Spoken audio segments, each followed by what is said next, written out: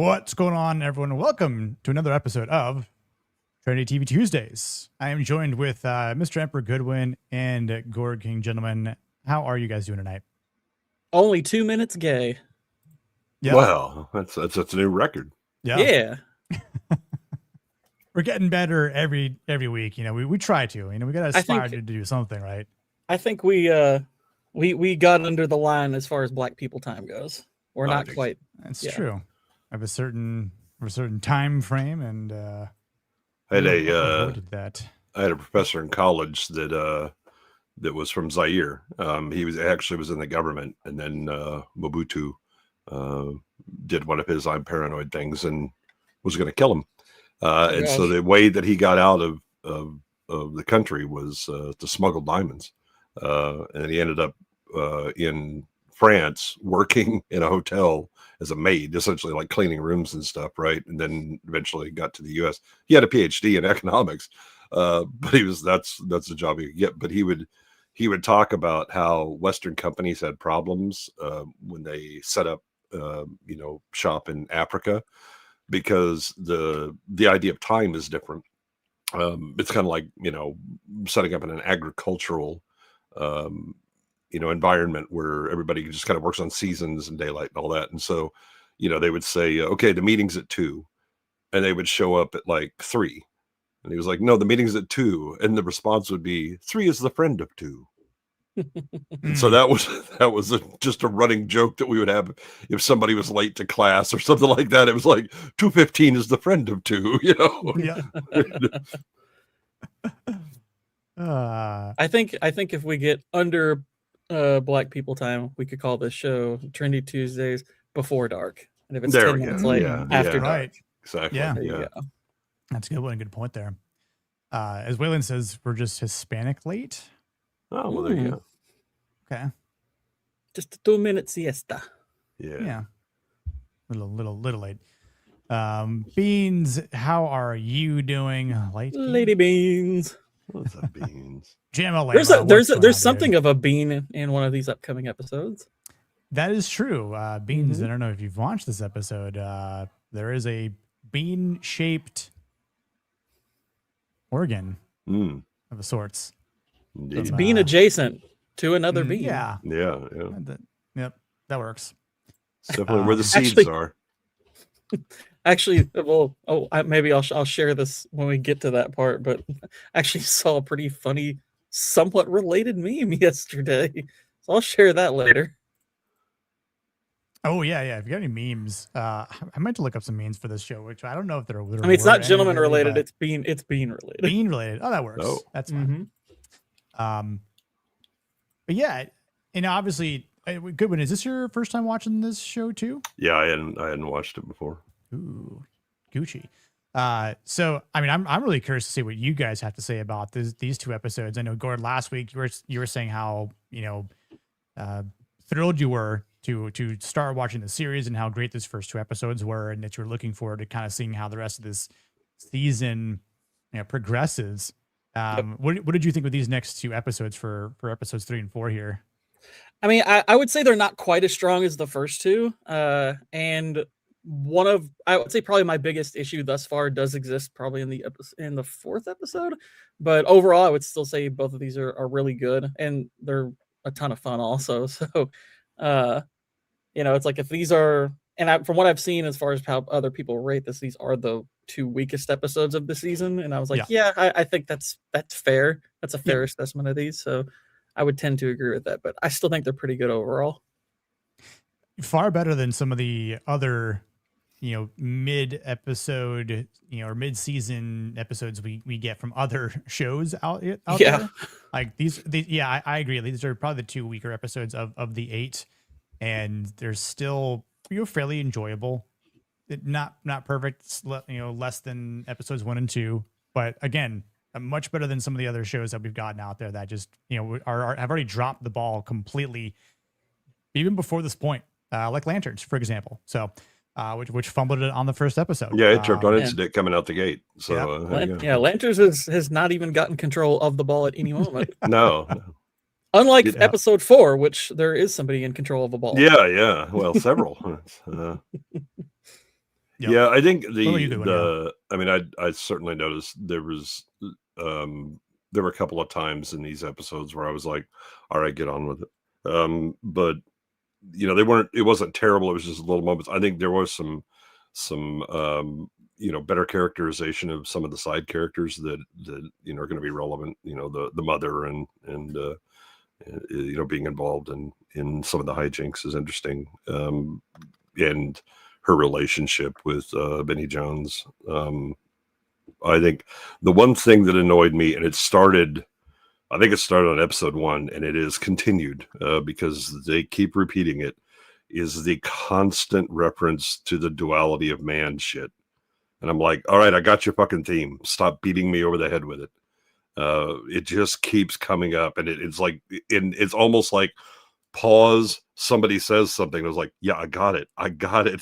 Trust me, I picked it up the first time. I don't need you to keep fucking laying it down. But they just keep doing it, and I don't know if that's just because they don't necessarily trust the audience, or they think they're being clever, that people didn't pick up on it to begin with. But it is what it is. It's not quite as annoying as some of the things that bother me about season 1 of the Terminal List. But it's just a little aggravating thing that when it comes up, I'm like, I got it. Move on. Just move the fuck on. Yeah, I mean that's also fair to say that for these 2 particular episodes, Guy Ritchie didn't direct or write them, which I think you can it tell. kind of shows. Yep. Yeah, it was a woman that directed these 2, right? Yes, I think so. Yeah. Yes. Which, you get that sense based on Lady Chop Chop, and not that Susie really was in the reins of control in episode 4, but it definitely like piqued your interest to hear more of like what this entailed for opportunities, or I think this whole thing too with this woman here who the girl Jimmy, gang that's involved with Jimmy, and which I will say has an interesting payoff. So it's not all for naught, but it seems the 2 ladies might be led. I mean, it seems like they're led by a guy, or I mean, great, we don't see the face yet. Yeah, it sure as hell felt like Giancarlo, but yeah, could be. Yeah. Although that's kind of one of my major quibbles with this episode is with I guess episode 4 is that guy is able to just bring her in, and that's Peachy, and I'm like, is no one guarding this place? No, it's just Jimmy. That's a problem to me. Yeah, let's put the pothead in charge. This is a great idea. Let's not do that, please. Especially right after he screwed up. Mm-hmm. Yeah. Yeah. I mean, I'd say just from the start here, where Jimmy is just, and this happens to other people too, which is also just, I mean, he's very gullible. That I don't think she's bad looking. But I think she's quite good looking. I mean, I'm give her that. Sure. But I agree. And I think he's written to be irritating though. Because they're achieving that with him for sure. Yeah, if that's intentional, then they've definitely successfully achieved that. Well, he should not be. He should absolutely not be in charge of transporting that product at all. I agree. If him having a van full of that product, I'm like, why? Yeah. Do we have no one that can actually? I mean, let's see. The guy who specializes in growing this stuff and sampling it should perhaps not be involved with reliable transport. Yeah, if he's the guy that's going to be growing it and like that's his expertise, like mixing the strains and developing new ways to expand this empire, then like let him just cook. Yeah. Don't be that guy who needs to transport things. I mean, it sounds like and I thought this initially too, where it sounded like they've got plenty of people that can just drive a van from point A to point B. Well, yeah, they've got 12 facilities, right? And so at that point too, like what happened? It's again, and this is one of the options in the scenario is like where's Jimmy? Why can't we find Jimmy? If he's like our main guy, for this, and we can't find him, that's a problem. Because now who's going to kind of step up to his shoes and start being the guy who manages all of this? Which I guess you could say would be Freddie, but not quite. I mean, I think so. There's, and this is not unusual for Guy Ritchie.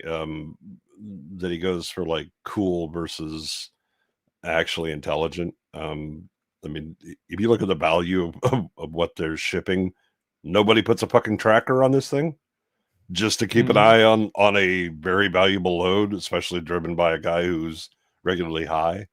You know, the for this business to be as successful as it is, and you know, seems to be, or by the reaction of other criminals, that this is a respected crime family and operation. They sure as hell don't act like it. There's a lot of dumb things that get done. Like, I mean, you could feasibly make his character be trusted in that way, but then you can't give him that kind of drug habit. You have like, you need to have some kind of incident that causes him to do something stupid, like, you know, like get high when he's on the job, or be, you know, or you could even do it in a way where, like, you know, maybe the brother is asked to do that because somebody else is out, and you know, he screws it up. Like, there's a number of ways you could achieve this result without just having the guy who's high practically 24/7 being the guy transporting your product. Yeah, and you do get a little sense of that, but I think even then, I think it was episode 2, right, when Jimmy is watching Jethro, right, in like the cell, and is like, you know, I mean, I think even the first time I was watching this, like, he's a pothead. He's totally gonna just be like, oh yeah, just let me unlock the door and let you out, and he's gonna, like, you know, punch Jimmy in the face and then just bolt again, you know, and get back to the Dixon family. But he doesn't screw up, which is almost, again, like, I think maybe expected. So, but in this sense, he just goes kind of full. Well, but the hilarious thing in that is that he's literally told, don't give him a phone. And so when Eddie comes down, he goes, well, just give him the phone to do that. He's like, no, I can't do that. I was told not to give him the phone and all that. And you just see Eddie going, Jesus Christ, this guy's, you know, but I mean, at least he's being ultra literal, you know, and has no sense of decision making himself. This is the inverse of it. And again, the fact that she had to, like, explicitly explain to him how you don't do things to let your hostage out, shows how little intellect he has, and that they're aware of it. But now they suddenly have him driving, you know, a few $100,000 worth of weed. One question, one thing Waylon brought up in the comments.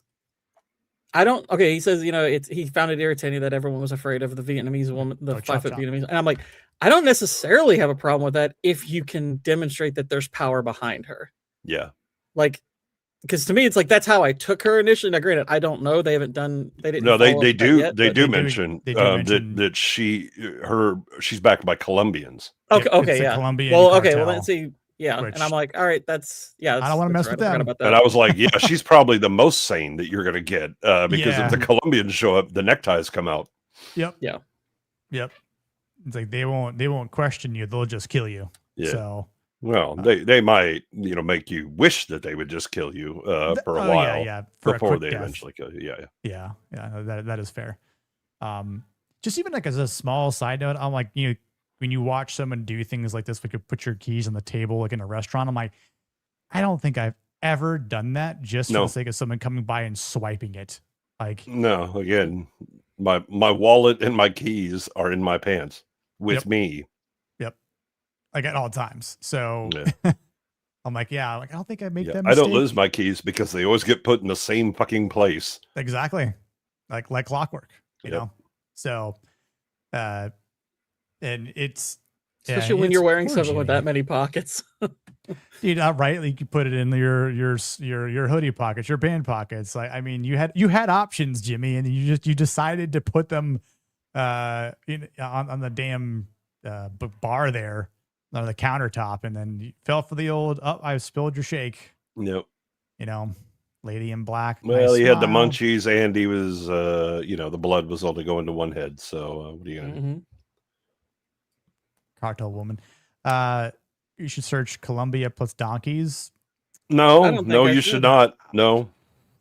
Sounds No, like a the- Leon thing. Let's just say they have a Zach's- very loving relationship. Yeah, that's what I'm saying. It was Top Gear had, or was it the Grand Tour?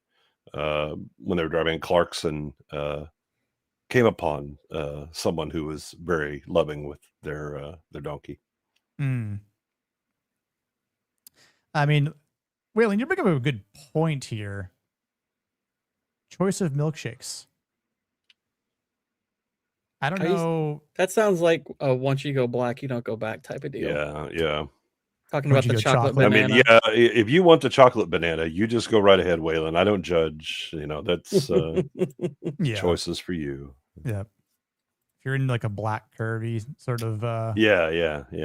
I won't judge. But not Also, on him stream. not having any real means to contact them once this happens, that bugs me as well. I mean, he just goes on this weird bender after the fact that I was like, huh? It's like I know he's blazed out of his mind, but it's like he doesn't think to contact them anything. I think His phone in dies. his explanation that his phone was dead. Yeah. He pulls it out and he realizes his phone's dead. Phone So then dies. he's doing the hitchhiking shit. Yeah. And then Which then I'm there you sorry, go. that bit with the priest. He's yeah. like, oh, no one's gonna touch my acorn. I'm like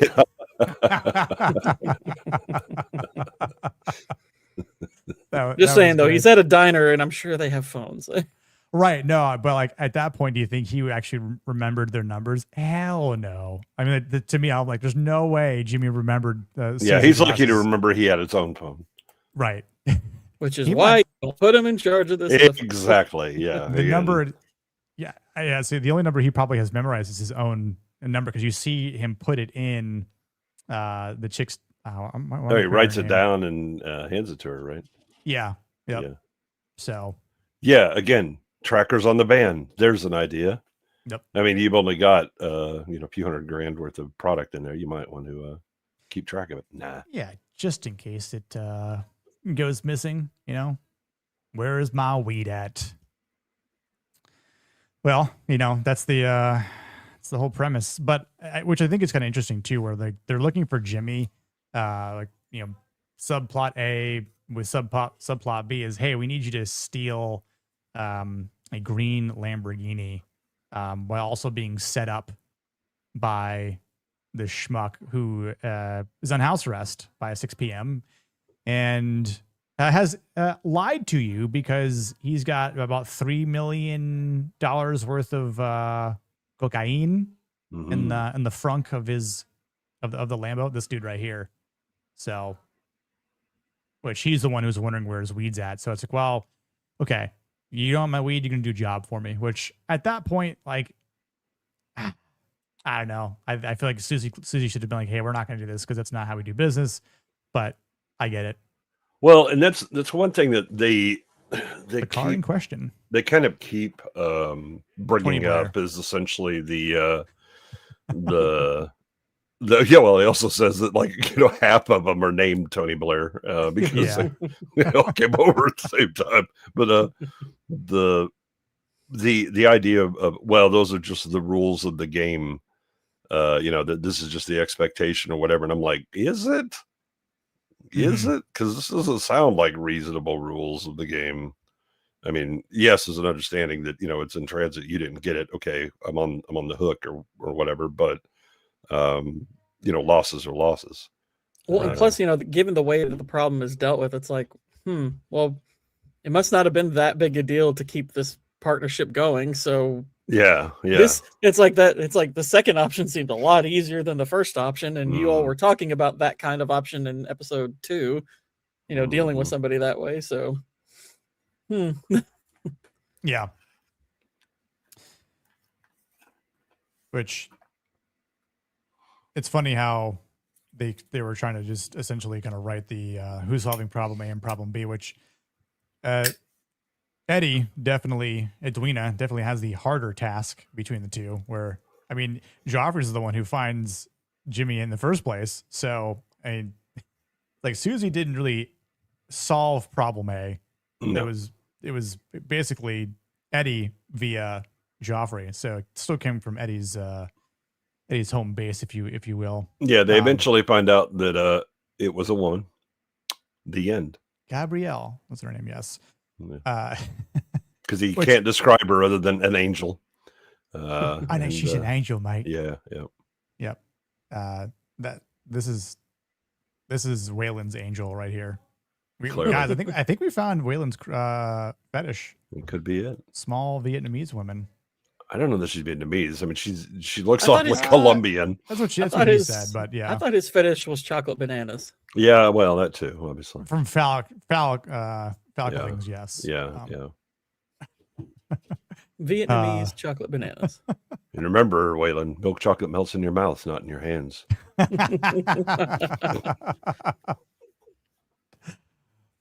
I mean, that is true. If she's from Colombia, is she not Latina?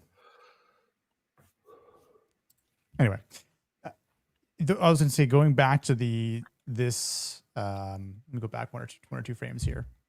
This part with Jack kind of questioning Eddie, like, is he the right dude? Like, can he actually handle this type of business, and knowing what kind of person or man he is, because he's new to this, and if I remember correctly, Susie's giving this sort of breakdown where like how we've one of the 24 lords here, or minus one later on in the next movie, or sorry, next episode, but it's like he didn't even flinch when he had to kill a guy, right? He just knew and took the job. So I think maybe he is quite cut out for this, which is sort of like what I was thinking about, where like Eddie at this this point through these two episodes, where he's now realizing in episode 3 here that he's finding people that now have some severed body parts, which again, Piggy's not that big of a deal. Like, it's not like you found. I mean, it is if it's yours, but true. Yeah, it's not an arm or a whole hand or. It's the 5th biggest deal on your hand. Exactly. Yeah. True. I mean, it's not like you found a nut in the drawer. That'd have been. Yeah, that'll be episode 4. Yeah, we'll save that for episode 4. But Eddie is definitely crossing a line through these 2 episodes, and it's the line of just like he's fully starting to get more engulfed in this type of atmosphere, and he's not really blinking an eye at it. It's like, well, in the location of the finger is also, it's just there's a finger in the drawer. Random. Oh, okay. Yeah, well, that's where you don't keep fingers with your keys. I don't know what you're doing. Come on. Right. Which again, I think it's understandable for him to be a little but then you find the guy who matches the finger, and then you proceed to rescue him, and then see him get completely splattered by a bus. Rescue. Yeah.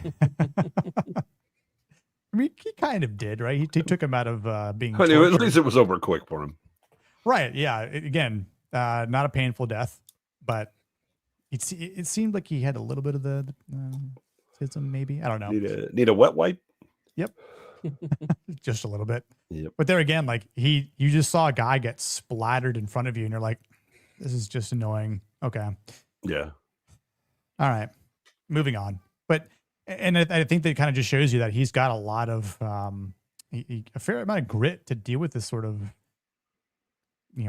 lifestyle that he's trying to get out of, which you see more of his mother saying, like, I thought the idea was to move further away from them.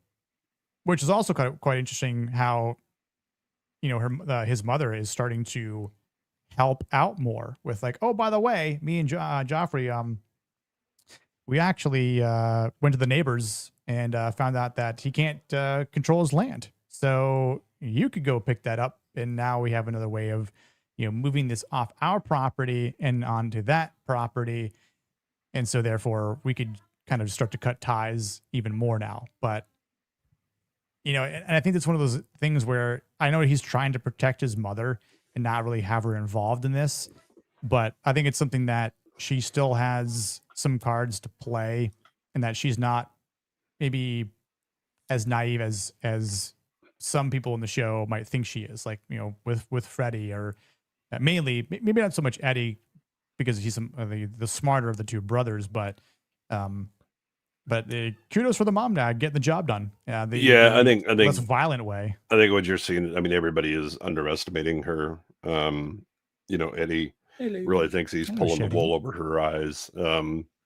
Until she essentially says, "I know about this," and your father did this, that, whatever. He's like, "Oh, okay," but I think he's still. I mean, he's looking at everybody around him, and it was like, "Well, I'm the only one that seems to be capable of doing anything other than maybe Vinnie Jones." But I'm gonna, because Freddie is fucking useless. And his mom is kind of a proper lady, and right. So no, that's clearly she's not going to be involved with that, and he probably has a view of her as being too innocent. But the thing is that it's clear that while he says, "Yeah, I want to get rid of this," and I'm making all these deals, he very much is kind of liking this because this is a guy he's military and clearly keeps a cool head. As demonstrated, at the very beginning of episode 1, where he's got men that are kind of, flipping out and trying to do this. He's just calmly, solving problems as he walks around. Yep. But this again, the whole duality thing is playing a big time where he, is both a lord and criminal. Yeah, because I think in this episode, or maybe even I guess the 2 episodes, but he's definitely kind of becoming more of like this criminal strategist here. Like, I'll devise a plan, abide by my plan, and this will work. And I think he is playing along a lot of his strengths. I think we said last week too, where that same thing, Goodwin, where it's he knows how to handle problems and stay calm, which I think that's what his father. That's why his father put him as the heir successor. Like, Freddie will just burn this all to the ground. There, Eddie, if anything, is the key to succeeding in pulling us out or growing the business further, right? So one of the two. But obviously, with the mother saying, "I thought the idea was to get out of this," he is trying. It's easier said than done because of the glasses, especially Bobby Glass, altering the deal and praying he doesn't alter it any further. Mm-hmm. But it is like these weird nuances that start to happen, and it's like things become more consequential with, like, Tony Blair getting involved and then not telling the whole story, and then like his brother just throwing out this weird accent and talking when he should be talking, and it's just like, you're gonna blow this whole thing if you don't follow the plan here.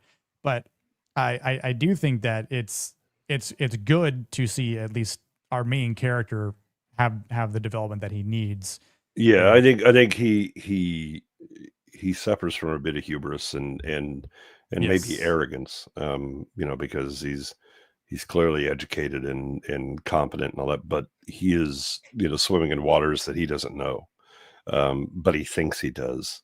Mhm. And it's why he keeps getting surprised by things and I'll just do this, and I'm like, is that how that's going to go? I don't think so, but okay, but I mean, look, the choice, I'm going to have Freddie help me out. What the fuck are you thinking? Jesus Christ. Freddie couldn't unzip his own fly reliably. Like, I'm not having him be part of my plan. Yeah, it's like he's definitely got the head for it. He just there's a major learning curve that he is still learning. I don't think he realizes how much he doesn't know. Yes, he's definitely learning more as the game goes on. It's like every new day, essentially, in this show, he's understanding this criminal world better, and I think he's definitely trying to adapt. And I agree, Waylon. I think the more he gets involved in this, he's liking it, and it's like a soldier that doesn't necessarily need the action, but once they have the action, they're like, oh, now I'm kind of liking this a bit more. And now I want to see a little bit more action. But I don't know what you guys think. Eddie has the problem of he is 1 foot in and 1 foot out. Yeah. He can't commit. I mean, he can't be his father, which was basically just send me a check and call it a day. But he also can't just go, okay, the hell with appearances and all this stuff. I'm just going all in. he's trying to be half pregnant. Yeah, it's like he's telling himself, it's like, I'm doing this to get my family out, but kind of as it's shown by the way his mother approaches it, he didn't exactly do his due diligence, so he really kind of just dove into a situation that was dangerous because of that. Yeah. And I think doing or kind of solving these problems where it should go smoothly, but when they don't, and there's a complication that arises, and it's more or less up to episode 3 here, Eddie's saying, all right, Susie, so this happened. Now we need to resolve it. And as if the whole Jimmy ordeal wasn't something that we already were dealing with. Now there's this whole carjacking situation, later turned into a drug situation that we need to return. And obviously it's like, I think because they're working more together because of these happenstances, it is showing that they have this professional compatibility, as he tells Jack, I'm not trying to sleep with your sister. But more times than not, so far, violence is always the end cause, or almost like the end result to some degree. It's like violence is this sort of foundation that of this criminal reputation that Eddie, I think, doesn't want, but somewhat enjoys. It's like, he had to kill the guy in Drethro's apartment, clean it up real nice. Had to deal with a gun wound, and then now he's here watching a dude get splattered in front of him. Finds a finger, watches a guy just get hacked to death, by little Vietnamese or Colombian, gangster lady. Susie Glass, the other two guys that are with her, faces are just like. Meanwhile, Freddy is just and then vomits. It's like, clearly we know who is and isn't cut out for this. Yeah, but there's a thing that, Susie says it at the beginning, and it's the killing is just, it's not the kind of thing in it because it's messy and it causes problems and all that. Right? So you try to avoid that. The thing is that everything that Eddie gets involved with ends up with a body dropping. Mm-hmm. Right. And that's a problem. But he goes in again, kind of just humorous, and it kind of shows the results of either making rash decisions or making naive decisions gets people killed. Hasn't got him killed, has got him shot, but it gets other people killed, and this is all part of a piece, right? He's always proximate cause to people getting killed. Yep.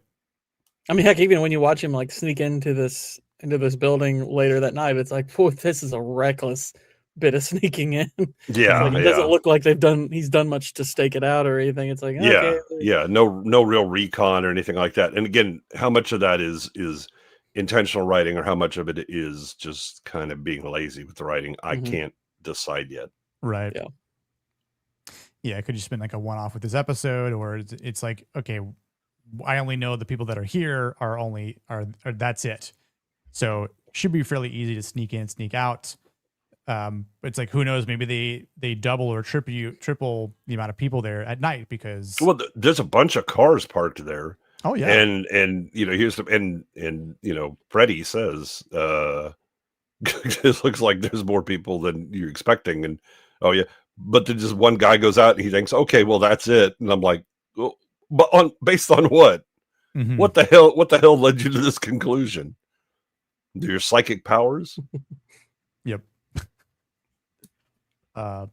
Which then that guy gets hacked up, and it's like, is that a chocolate banana in your pocket? Yeah, you're just happy to see me. I think for Eddie, almost getting caught when he's trying to clone the key and the drawer getting left open, right? Even if she checked to make sure every car was there, he would have been fine. But again, not to say that was lazy writing or anything like that to me, but I think she were competent. She could have maybe questioned or started to have a little bit more of a curiosity about who he is, which I think she already kind of did, because this they seem so out of the ordinary. And you know, like, yeah, you do think hard on this, and think well with your decision. Yeah. There's very much an underlying threat about you Yeah. know, you better be serious if you're gonna come, to buy this vehicle or whatever. After having dealt with Freddie and his fucked up accent, and then him sitting there, we figured we would get down to negotiate. Well, your client hasn't even stated a price or anything, and then he goes Right. out, and then they go, oh no, we're not interested, and she's like, Yeah. And with the shift to Jimmy and Gabrielle here, we do see the clean swipe, but there again, it does create this other issue between them, with the stakes of having your guy with Jimmy, who works for the Duke, but is also originally with Susie Glass, and how does it all work out? And I think with every single time there's a bit of a scenario, it keeps Eddie locked in there further, which I think Susie, while she might, again, like, she doesn't want to have the violence or the bodies, but it does kind of keep him locked in, and I think it almost requires them to stay together, or like, so that he doesn't leave. So it's like, I think she kind of enjoys a little bit of that. Again, aside from having to, he's made clean up promises, messes. in I don't know what his plan was, but he's basically, I can make you more money, and then it's like, and we just leave it hanging, and now he's got this dick tripping moment where everything is kind of going sideways. It was like, okay, so again, you promised that we move, and you want to negotiate times and all that stuff, but you haven't told us how you're going to make us more money. And I don't see that's happening. So no, we're not packing up. And again, it's all right, well, I'm not going to say anything either, because you don't actually have a plan, in which case that was a dumb decision. Or you do, but it's just intentionally being vague because it's lazy writing, and we want to keep it secret somehow. I think the lesson to be learned here is that, yeah, Waylon's right, mystery box. Yeah, I mean, if Jimmy would have just kept his keys in his pants, none of this would have happened. They wouldn't have had to have. The truck would have been missing. You would have delivered it to Tony Blair. Would not have to steal a car. Even if Tony Blair had asked that, option for Susie, like, hey, we need to steal this Lamborghini. Can you help us out? She still could have said, no, not my problem. Same thing where Eddie asked. It's like, doesn't sound like something we should be doing, so not going to do this. So really, I think what it boils down to, guys, is we got to blame the women. Keep it in your pants. Keep it in your pants, gentlemen. You see, just because you see a pretty face doesn't mean you lose your shit. So come on. Also, sorry, Beans, stay off the weed. Yeah. Also, maybe dial back the marijuana a little bit. I mean, the second he sat down next to her, it's like, and she's being flirtatious. I'm like, dude, come on. She's not even playing the same sport you are, dude. Yeah. She's in a totally different league than him. Hey, you guys aren't even in the same area code, let alone zip code. Yeah. I think I did notice that. Is episode 3 also? It's like 50 minutes. Yeah, not quite an hour, but and 4 moves fairly quick because it is that short. Where I think the first 2 episodes definitely feel much fuller. 3 felt like, okay, we can skip past some of this shit. Can we just step it up? 4 was kind of like, how did I get here again? I was just there was some odd pacing with these 2. Yeah, it's like, it really feels like 3 is meant to introduce these 2 chicks, and it's like, okay, so we're more or less using this episode to introduce this new element. It's like, okay, don't know yet how that's going to factor in. And then episode 4, it's like, okay, about giving, making sure they have a new place to go once they get off of his farm. It's like, all right. He does state during the episode I think it's to his mom, that he doesn't have a plan yet.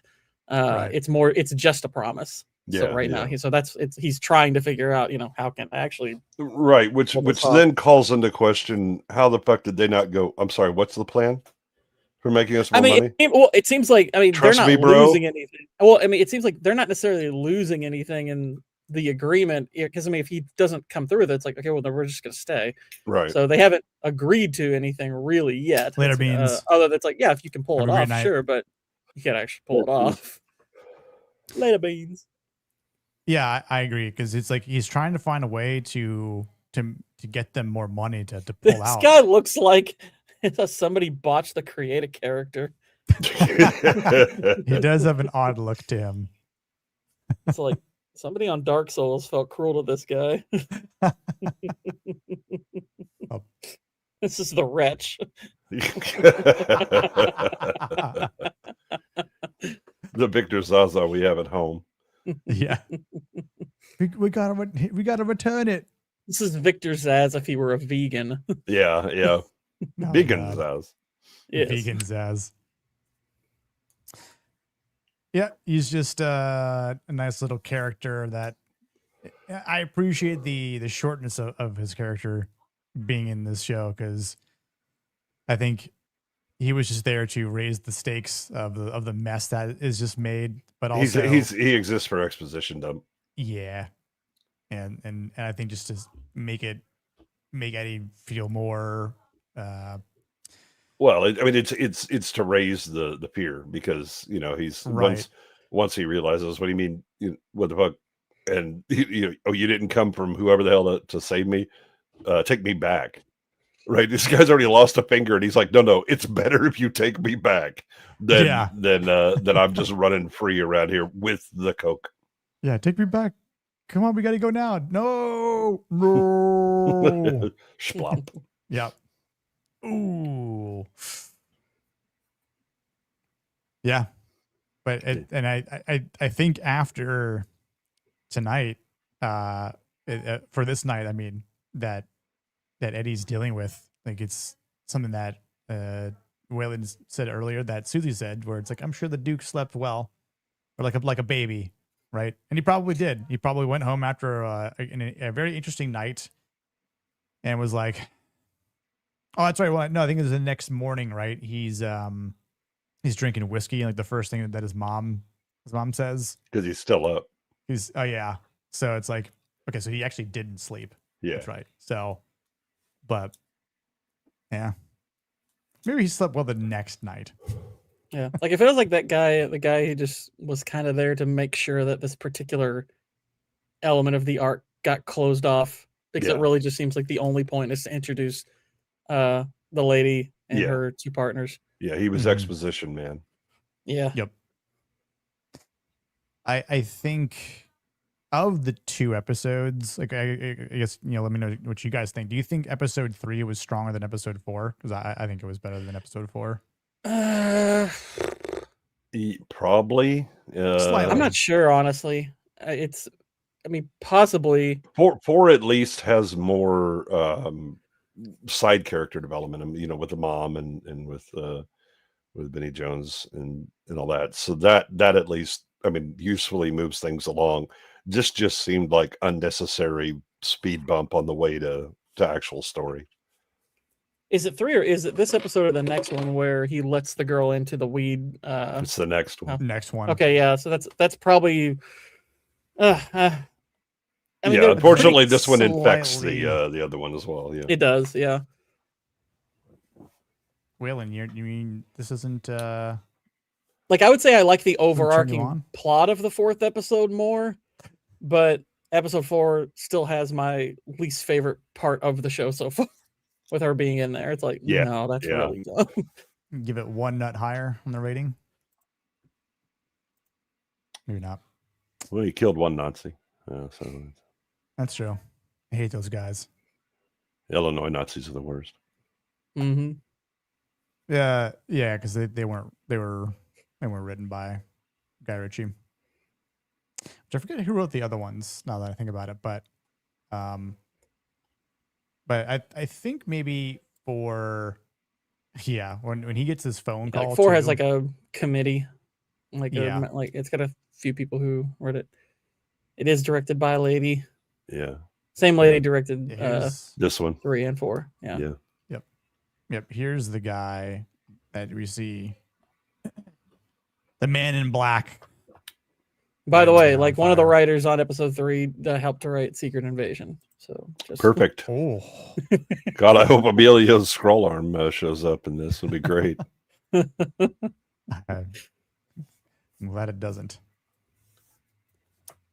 Which this is an interesting point too. Did steal a van only just to burn it? Yeah, because you're trying to put pressure on somebody. Yep. And that's why I'm sure that it's Giancarlo Esposito's. This is his crew anyway. Johnston with a T. Yeah, Johnston with a T. Yeah. Which because he has a desire to own the property. Mm-hmm. Yeah, and a lot of British history at that too. So, now I think if anything, I think it maybe starts a little bit more or continues a little bit more in this episode with Susie. She's the belief that she's telling her brother Jack in the beginning of episode 3, where it's like, I'm sure he slept like a baby. He's an aristocrat, but he's also a soldier, and didn't flinch at having to kill this guy, clean it up, and has obviously had to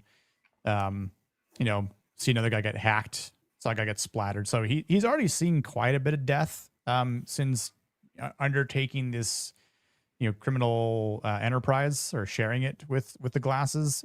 But I think she's recognizing more as the days go on that maybe he hasn't even realized. Well, I can't remember. Is it this one or the next one where she gives the description about most people living in a zoo, and that but she's out here where the wild things hunt, and he's stepping out of the zoo into the wild. I thought that was episode 2. That was episode 2. May have been 2. Yeah, it was 2. I think that was 2. Yeah.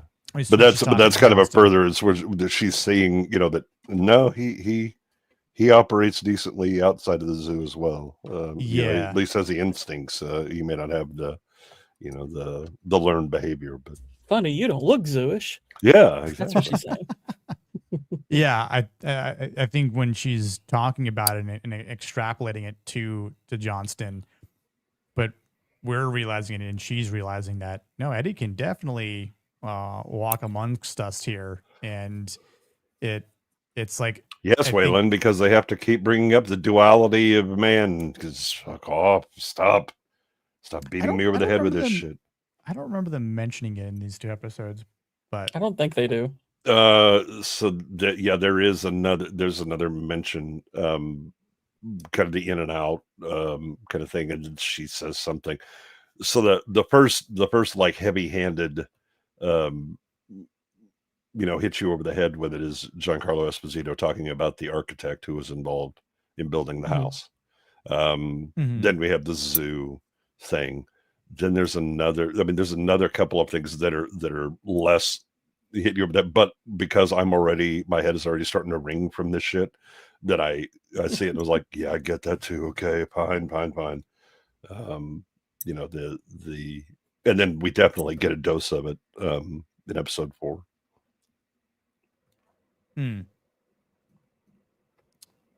I would also say that at least by the end of these 2 episodes, like she's starting to see him more as a partner and less as an inconvenience.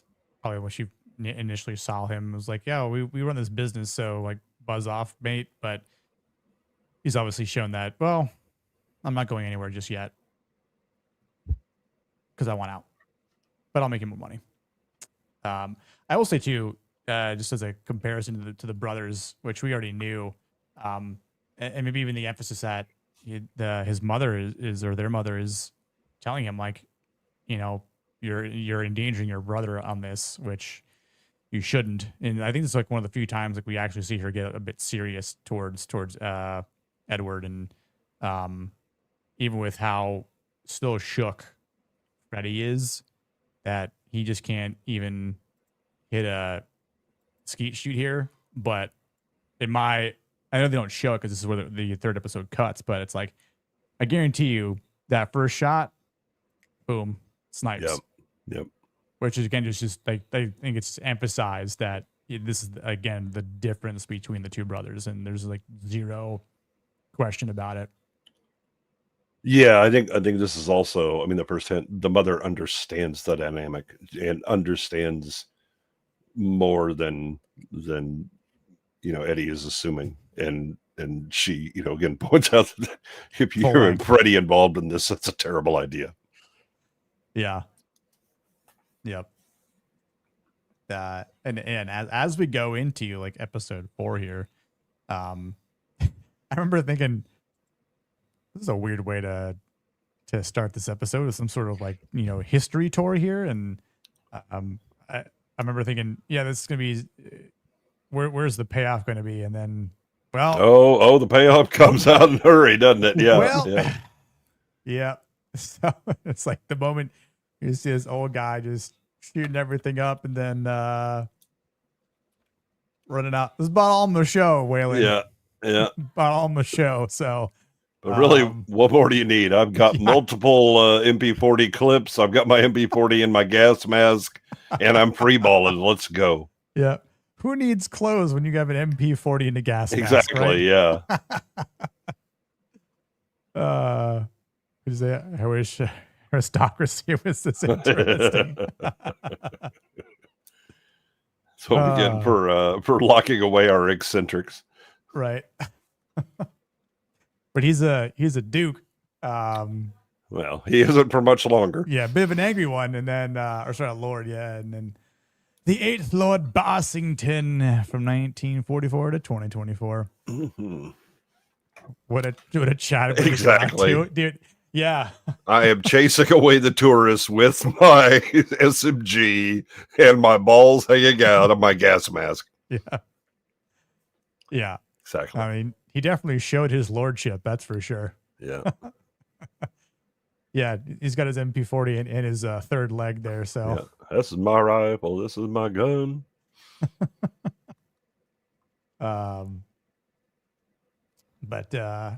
Yeah, episode 4, An Unsympathetic Gentleman, which, poor fish just getting blown up to death by two stoners. That's why this is catching, not fishing. That's true. Yep. The slight little toss some dynamite in there, they'll just float right up. Yep. Yeah, who needs to be patient when you can just rush to get out the net fish. Yep. Yeah. Efficiency, perhaps. Yeah. Fishing in a hurry. Yeah. But I ain't got time for this shit. I'm hungry now. But I agree. I think these moments in episode 4 here between Freddy and his mother are definitely like the highlight parts of the episode. I think it's got, good meaning and good relationship between the two. Yeah, I mean, she's kind of assertive. So then Jeff, talking to her and kind of establishing, that there's an underlying relationship there that's a little deeper, but she's not entirely sure, right? But he's just dedicated to the family, and especially her. But he then encourages her to go talk to the guy and talks about her charm and all of that, and she kind of blushes a bit and smiles and goes. So there's a bit of a romantic thing floating around there. Yep. Yeah. So that's a string at the funeral, blatantly. Yeah.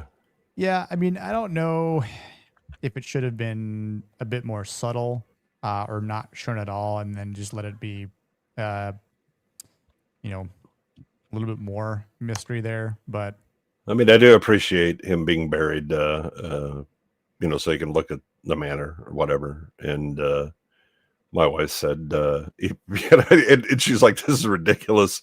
And I said, "So you're not going to honor my wishes when I request this?" And she goes, "If you request that, I will come out and piss on your grave every day." And I said, "Anything to show your vagina to me, I understand." And he was,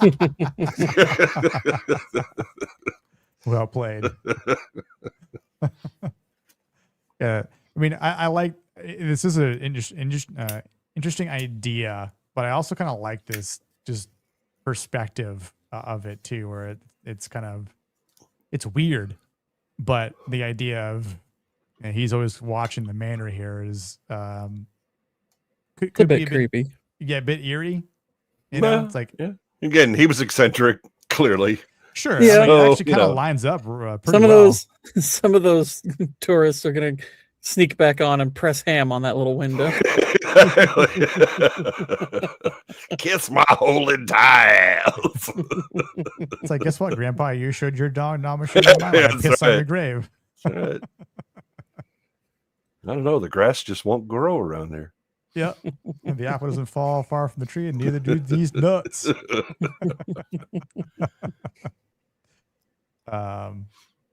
Which you know, again, interesting to see like Rosie there, but she's not patching him up this time. Although, I want to say she knew more about maybe this blackmail behind. Oh, am I blanking on this dude's name? Max, right? I don't recall. He's I don't he's a remember. one-off character. I didn't think to remember his name on first viewing. The Hitler Youth. Yeah, Hitler Youth, old blondie, the Aryan emo kid. Mm-hmm. Which We'll just call him definitely looks like Aryan. that. Aryan is fine. Yeah, Aryan, the Aryan, Mm-hmm. the emo Aryan. Yep. Yep, Emo Aryan actually sounds like a stage name. That's true. What's your name? Emo Aryan. Oh, nice to meet you, Emo. Oh, that's nice. Yeah, Mr. Aryan. Mediterranean? What kind of diet do you eat? Yeah. Is it vegan? Well, Yes, I paint as well. bad shading. What does it say? Mediocre lighting. Yeah. so that's the reason for the haircut. Yeah. But It's right on point. oh, hey. Yeah, I think for Eddie here again, like the idea of Actually, Waylon, I didn't even notice the ring. To be honest, I never caught it.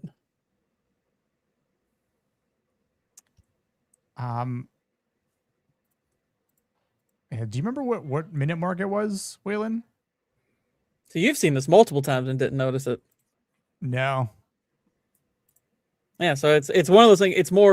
It's a detail for the people who are, I guess, keenly eyed. But yeah, I mean, if you notice it, you're like, okay, that is a giveaway. But I think they banked on most people not noticing. Yeah. I was distracted by his pageantry. Was it? I don't think Max. I think it's Max. Amazon can't even get me to notice the rings. Yeah.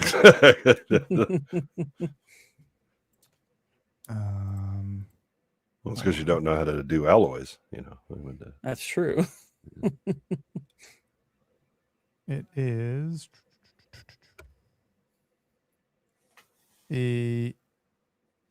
Max. It is Max. Okay, that's what I thought. Max Headroom.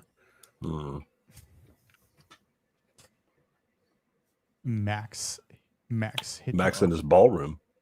Mm-hmm. Hugo Balls. There we go. Hey, Hugo Balls. There we go. So we know that Susie is trying to expand the operation on Halstead Manor, but because Eddie is so determined to get out or move the enterprise, the fact that the idea of they want to expand under the stable, right, and the mom is not interested in that, right, and so he needs to find them some other solution. Yeah, so he talks to Max, and then Max reveals he has some issues as well. But his smugness was like, all right, you can't trust this little turd. Oh yeah. I think that's something that, Eddie does when he hears like, oh, I need you to do this for me. I need you to go to this journalist and get this, these documents, but please don't look inside of it. And it's like, well, because he says it's about his father, right? And I don't. But at that point, I'd be like, isn't your father dead? Yeah, but he's like, but the name, and I don't want his people to think poorly of him or anything like that.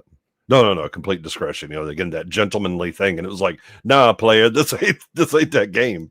Yeah, but by all means, I'm a secret, Nazi. Yeah. Have you seen my Hitler ball? Yeah. So, I haven't played Hitler ball since high school. Let's go. I do. It's like it does make in hindsight the whole crown jewel thing a lot funny. Don't you show the crown jewel? The crown jewel. That was he said it, and it's like in the back floating, and I immediately turned to my wife and I was like, "That's Hitler's testicle." And she was like, "What?" That was my immediate thought. I was like, "He has his ball."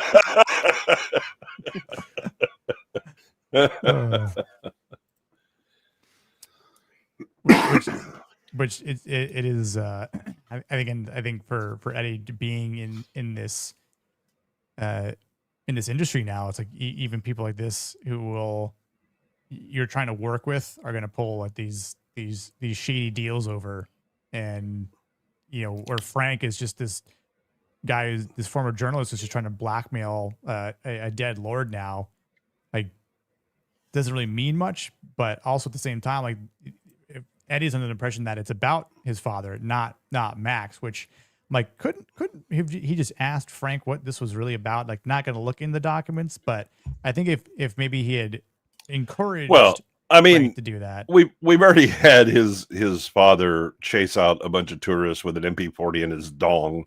At that point, who cares? Well, I mean, the thing is, there could be much worse out there, and it's very understandable that the father, could have been involved with something ridiculous, but again, I mean, he's just looking at it going, okay, if I do you a favor, then you do me a favor. He's not. It's the I can get what I want, but it's this very naive way of doing it. And again, I know they're writing the character this way. I can't believe the character would be this dumb. All right, let's look at this then.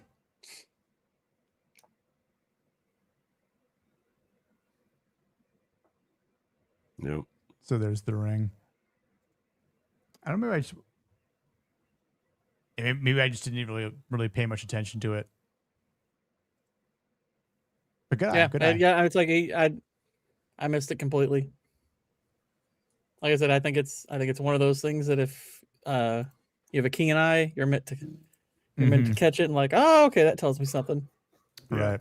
But which at that point, yeah, you could surmise, yeah, he might have some sort of weird secret, and obviously that secret is about the first hint is his dad has an MP40. Mm-hmm. You saw the ring on first watch. I mean, I don't recall seeing it on the first watch, but by the time I already knew it happened, I didn't really kind of pay attention at that point further because I'm like, I already knew what Max was all about. But no, that's, I mean, good you caught that on the first watch though. Yeah. But yeah, I think for Frank though, I'm like, wait, hold on. This isn't about the dead Duke. This is about his son. At that point, I probably would have been like, well, I want to know what I'm getting into here. I don't care. I'm part of this criminal organization now. I'm just going to lie about it and be like, no, I didn't look in there. But also, Susie and I were talking and we've had a bit of a change of heart. And so we're going to wash our hands and go elsewhere. But it's the urgency of for him.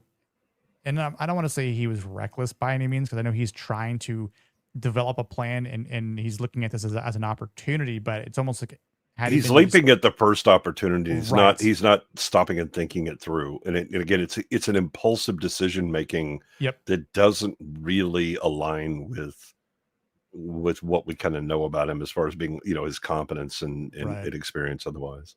Which you could say a bit of a human error, or but if you would just maybe literally taken a day to think about it and to maybe weigh some other options, and then guess what? Old mummy says, guess what, Eddie, I got some property for you now. It's like, Jeff mentioned something. Yeah. Jeff had a great idea that we explored, and look, no one had to die, or get stabbed, or Now, nearly part die. of it can be that he's compartmentalizing so that he's the only one that really knows about this to kind of keep everybody else clear. She clearly figures it out, and Jeff then kind of figures out what's going on because she's talking about what's going on. He's like, oh well, here's another opportunity. Mm-hmm. Mm-hmm. Yeah, what'd you guys think for seeing Jimmy again here? I was not a fan. I was not a fan of this. Yeah, because you just know that he's just getting played more and more, and something bad is going to happen. And should be under very close. I mean, it's like him being this stupid. Well, it's like then you don't give him the least. It's like you keep his knowledge as limited as possible, and you entrust him with next to nothing. Yeah. I mean, they were when he was saying, she gave me a number, but she might call. And it's like, okay, look, I know it's far fetched, but you have someone there just in case. More importantly, I mean, he doesn't give them any useful information. They're just like, oh, well, that's what we're going to get. And I'm like, what the fuck are you talking about?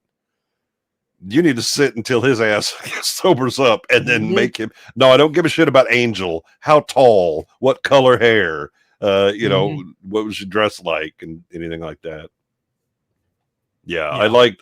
Yeah, I'm with Waylon. I mean, Jimmy is just the weed maestro, growing stuff or whatever. That's fine. Yeah. And then when he had to guard Jethro, that was also fine because again, I mean, he's kind of an idiot savant. He's really good at growing weed and anything else. He just follows orders because they've impressed upon him the importance. But these 2 episodes fuck him over. Yeah. Yeah, I think if you would just sort of stayed in that role, even if you had you messed up when you lost the van because you fell for some broad that played you over because you're in an entirely different league below her. You're in T-ball and she's in the major leagues. Like Susie and Eddie should have held him more accountable. I'm like, listen, you are to under no regards leave these grounds. And I wouldn't have said like, Jeffrey, can you watch him? Because obviously Jeffrey has other things to do, like watch the Halstead Manor grounds, and work with Sabrina. But I'll be like, your ass better be in here just growing shit, or I'm gonna call Felix, and this shit's gonna get solved real quick. Right. I was about to say you should have had maybe someone like Felix just come in and be like, look, you could, as long as you stay like blue collar loser, drunk and awake, you could by all means, drink here, but make sure that he doesn't go anywhere. Yeah. Right. Like that. It's just for a safety precaution. Like he's already messed up once. If he messes up again, like, you cost us this whole operation at that point. I felt like him showing her the farm is really crossing the line. Like that is a big no-no. Yeah. I know that was someone else. It's like the idea that there's no security. That's insane. Yeah, but also, I mean, he has no other explanation for what the fuck happened to his keys and the van than her. And yet he's like, no, I'm smitten in love. And it's like, fuck off.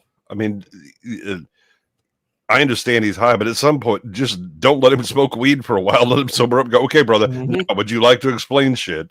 And have him come to the realization. But it's just like they just accept that he's going to be perma high, even though they can control that.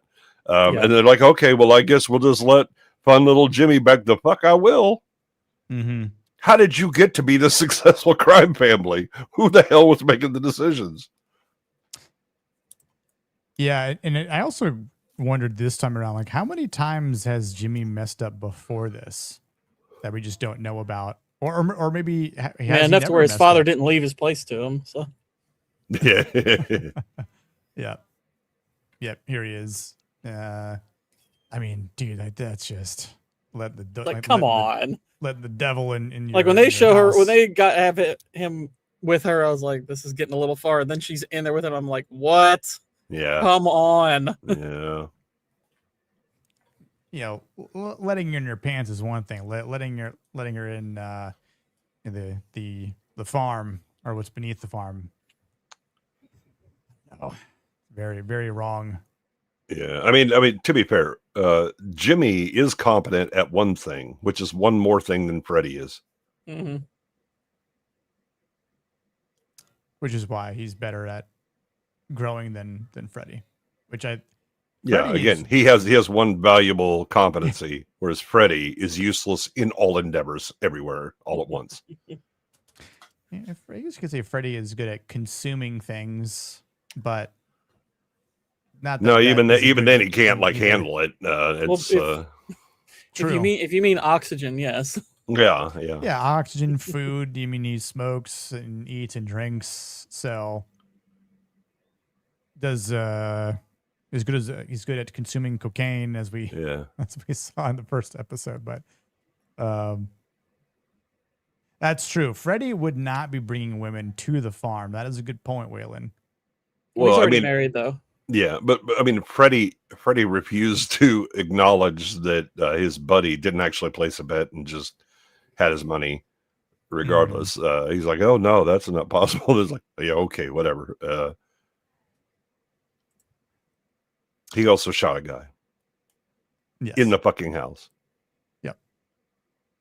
I don't think Jimmy could hurt a fly, if I'm being honest. No.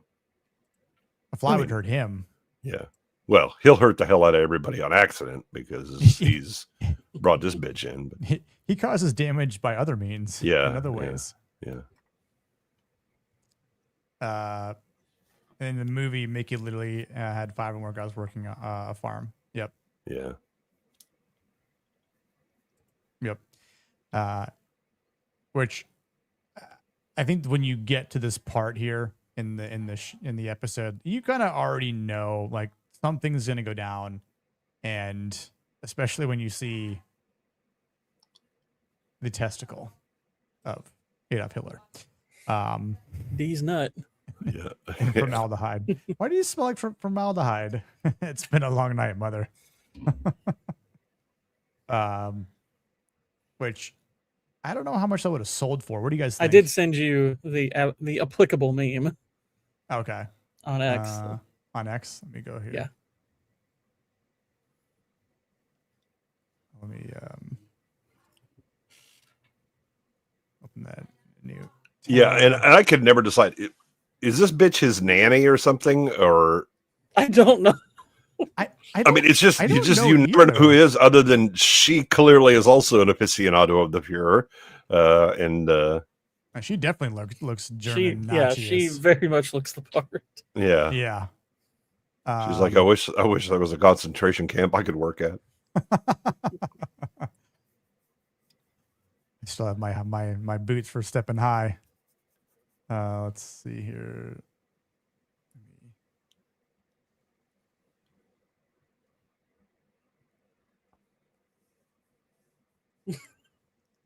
One testicle hangs a little lower than the other, so they don't touch each other because that's Yeah, it's true. Yeah. Absolutely correct. I was like, you know what? It's true. Which at that point, because Hitler's other ball didn't drop. Exactly. It's like one of them had to stay up there because it was really afraid of being gay. I mean, once it was like, whoa, he's doing a vegan diet. I'm just gonna stay right up here. Yeah. I don't want to be seen by anybody else. Yeah. It's a shame. Yeah, he was shit at it, but he was doing it. Yeah. Yep. I don't know if that was his. I don't remember that being his mother, but I guess it could be. I don't know. Yeah, no idea. Possible. She looked too young, but Then again, he looks a little too young to have an 80-year-old dad. Yeah, well. So, well, I mean, men can definitely still father children at but at well, an that's what older I'm saying. It's like, age. but you would need a younger mother though, so Yeah. that would make having the younger mother make sense. Yeah. Yo, what's up, Wayfair? You have a manly day as well. He who does not like Ice Ice Baby is me. I mean, I guess I'll wear that badge with honor then. Call me mega gay. I'm the Ultron of homosexuality. Let's go.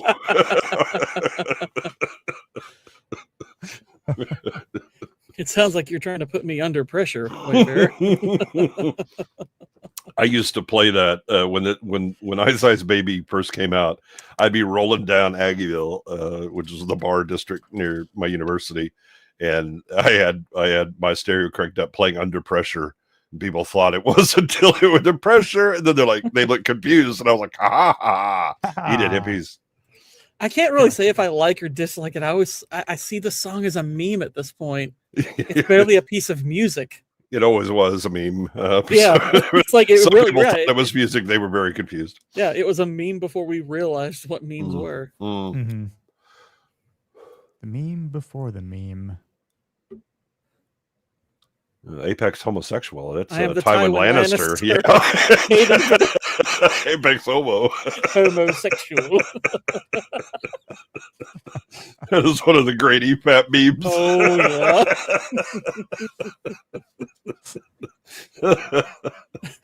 yeah. If you've never seen like those people who put together the EFAP Avengers Endgame meme, Oh my god, that was great. it's so glorious, and I do love that one of the first things you see like Rags' character say is homosexual. Homosexual.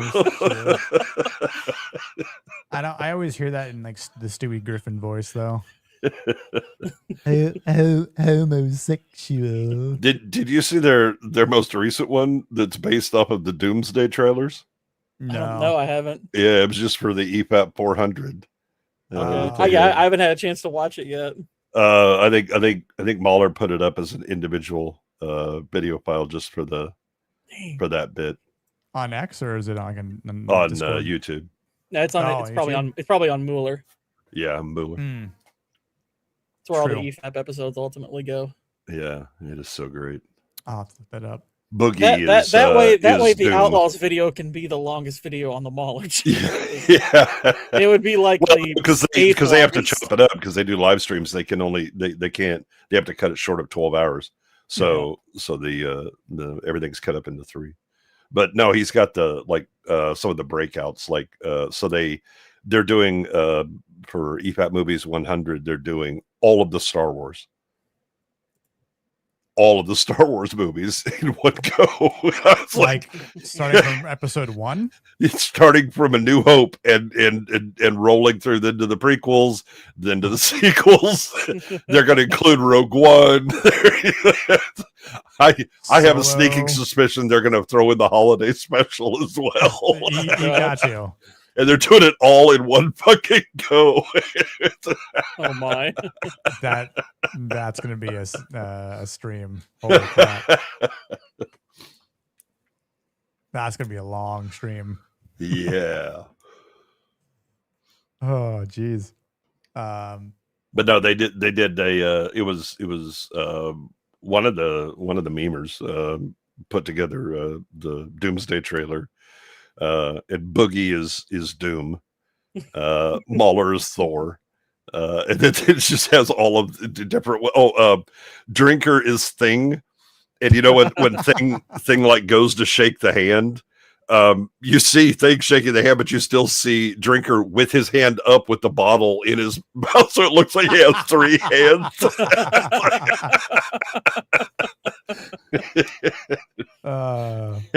It's so good. That's great. That's great. Yeah, Nick, if you've never seen the EFAP the in-game one, that's I don't know. I can't remember who did it, but oh my gosh, I mean it's long too. Like it's basically the entire in-game battle scene, but it's the EFAP guys and pretty much all of their guests against people they covered. Yeah, Really funny. Is that the one where they fight Diabeto? Yeah. Yeah. Oh my Then god. he's like, when like the giant, like I can't remember what those flying creatures are called from the first Avenger, when that busts through and you see Donald saying a giant cock. I absolutely lost it. Their beavers are fucking awesome, man. They put They together are. some fantastic. Man, they had one. It was in, I think it was in the third segment. It was somebody that did animation, and clearly this guy's good. And he had like every form of animation, stop motion, paper cutouts, all that stuff. Right? It just moving it complete. It was impressive as hell. The guy that did that is clearly gifted. Mm-hmm. Man, it was impressive, and it took a lot of time. Mm-hmm. Yeah, some dedication right there.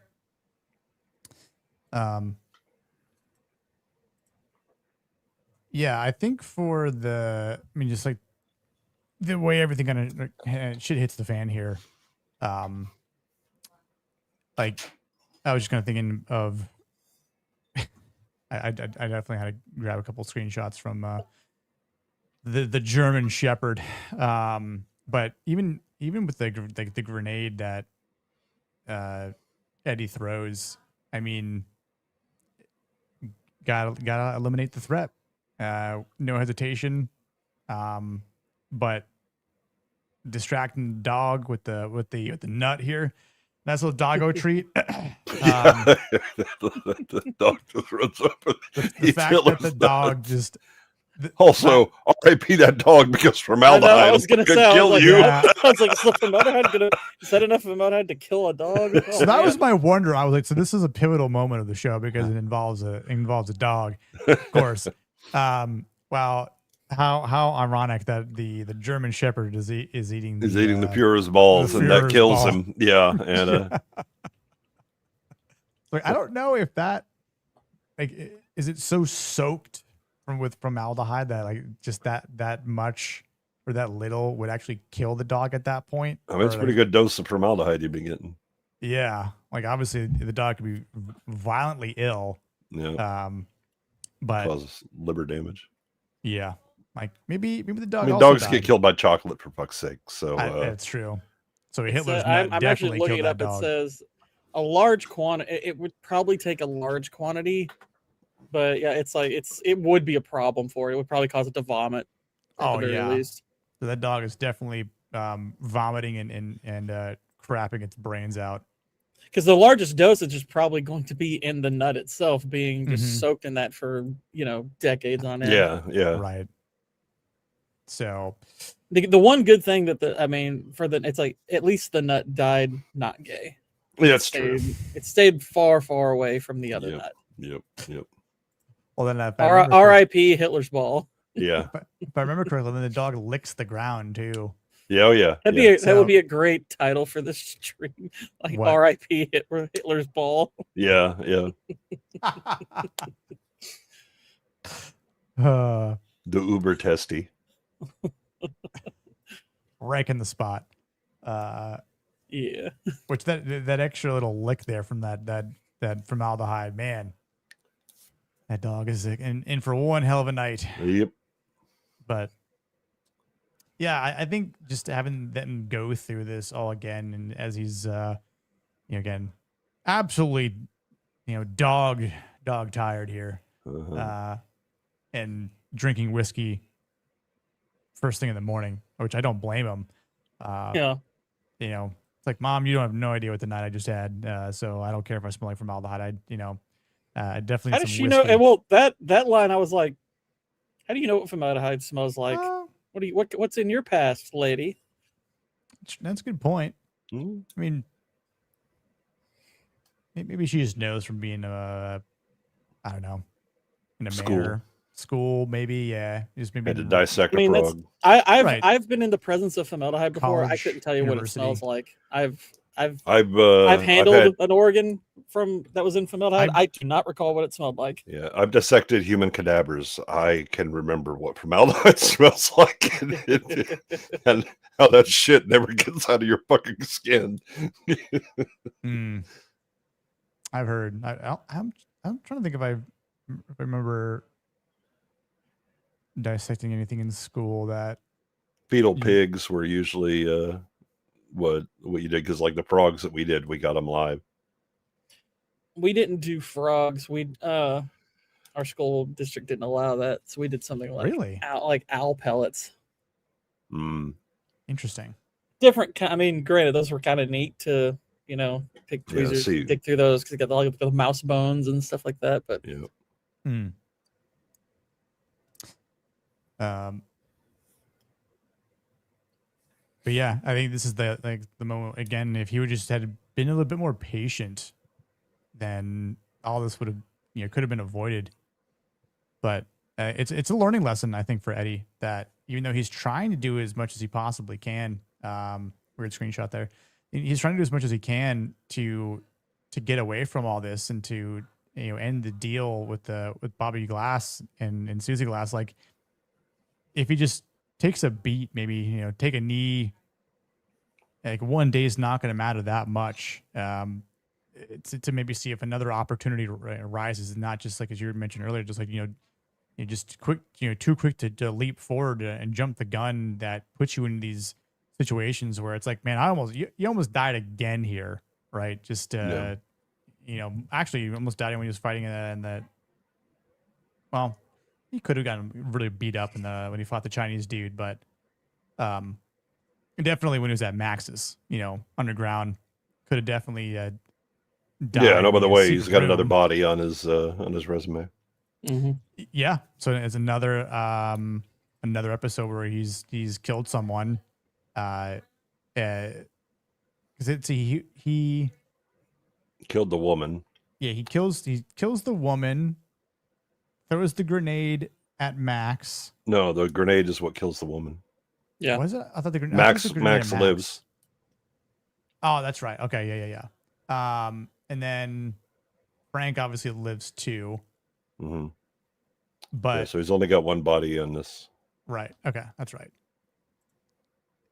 So even then, he's racking up the count, and he's kind of getting more, maybe liking a bit more and more as the days go on. Which, I mean, maybe he's thinking too, I don't want to like it, but I am getting good at it, and it just doesn't seem to faze me anymore. No, is this the duality, man? Oh my God, what a theme I'd ever noticed. This is brilliant.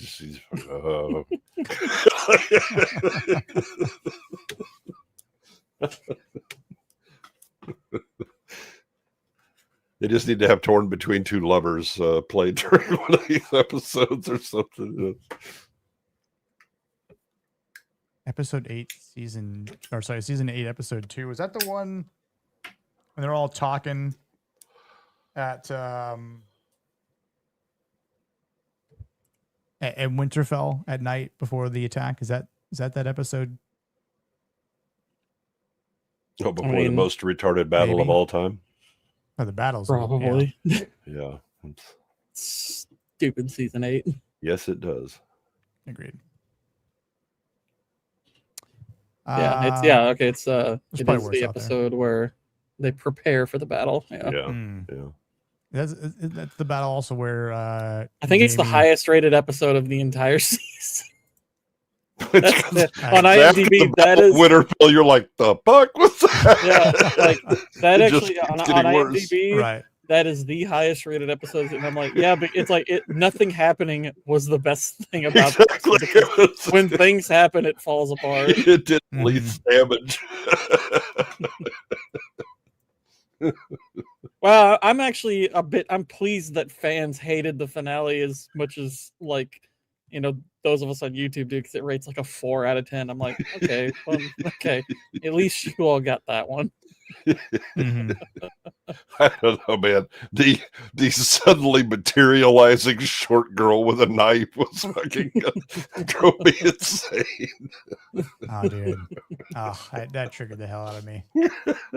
This bitch is the one that gets to kill the Night King? Hell no. Well, that was episode 3, though. That's the battle, yeah. Dude, It's like that one needs to be in the fucking pits as well. Yeah, that episode definitely is rated too high because it's not as high as the episode before, but it's still like a 7.5. It's like that episode sucks balls too. No, it's episode 4 where it looks like fans start to realize this season sucks because it goes 5.5, 5.9, 4. So people were like, maybe these episodes suck. Yeah, it's like yes. I wonder. So honestly, I might rate the Bells episode lower than the finale. 12? Huh? I was just thinking out loud with Waylon. What Waylon said. 12 of them. Jeez. No, he doesn't. He never wants to finish anything because that involves work. Yeah, you do half of it, and then everything just gets done. Yeah, I do the easy part of the writing, and then just skip out on the bringing it all to a satisfying conclusion. Well, she won't even take his shoes off. What makes you think they're going to sleep together, Waylon? She's playing hard to get. I mean, there's clear tension between them, but I guess like the idea is that if he gets with her, then that's like officially crossing over into that world. It definitely makes things more complicated. Yeah. And as if it's not already complicated. And one will fix the other. True. And I think for this little dinner conversation that Jack was initially questioning if Eddie was the right guy, and obviously hearing how it all went down, he believes that he is. I forget his actual wording, but it's like, something along the lines of, yeah, you're the right bloke, blah, blah, blah. Mm-hmm. English lingo. British lingo. And she's like, I'm not sure how I feel about that wording. And he's like, okay, well, to checking the envelope. Yep. Yeah. Oh, that's right. Yeah, to check in the envelope, which you should have done. Damn it. Mm-hmm. That's the end. But so. Because the idea, I guess, there is like, look, it's like, I understand you want to, like, you're trying to get out of this and you want to keep your integrity. But if you're going to operate in the criminal, it's like, but when you operate in the criminal enterprise, you better think like one and you better act like one. Yep. Right. And he's still struggling to do so. And he's just finding himself in these really difficult scenarios where they could have been avoided. And even if he is, trying to evade more of this partnership with Susie, it's like he does like it. And I think she likes it as well, because obviously she doesn't want to go and kill the whole deal. But, it could be a lot cleaner. It could be, less problematic, because I think, again, with his father, his father was just like, yeah, just make the money, let me get my piece, and just do as you please, whatever. I'm old, I don't really care at this point. But, obviously it poisoned him. So it is really like one of those things where it's corrupted him. And I think Eddie, being a much better fit, is trying to be the solutionist and a strategist. But we are seeing this different side of him where he's not the same guy we saw in episode 1, where it was like, oh, there's this, roadblock, traffic jam between the border. Like, you do this, you do that, you do this, well, I'll be fine. Like, we don't need to cause a fuss here. Where he's trying to do that, but because this is just so foreign to him, he's trying to adapt and to rush into these things. Like, I want to get this over and done with as fast as possible. But, when you rush things, you tend to make mistakes. Yeah. You jump the gun too quickly, right? It's like, if you had just taken a beat, your mom would have been able to help you out, because she's actually also trying to find the best interest for the family, which is what he's supposed to be doing. And not something that he isn't, but, he is stumbling a bit. So now that we're at the end of episode 4, halfway through the season, where do you think Eddie, Freddie, Susie are all going to be going for the next half of season 1?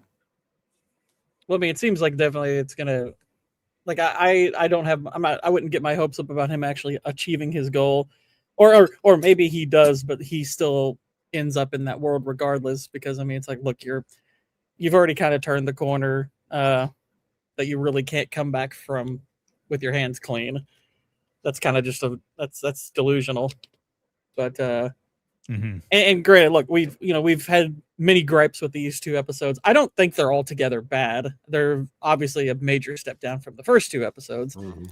But they definitely have their high points as well. They're solid in other ways, but they're like 5 out of 10 episodes or maybe 6. They're not terrible, but Yeah, it's they're not the comedy particularly good. bits that are good, and then Yeah.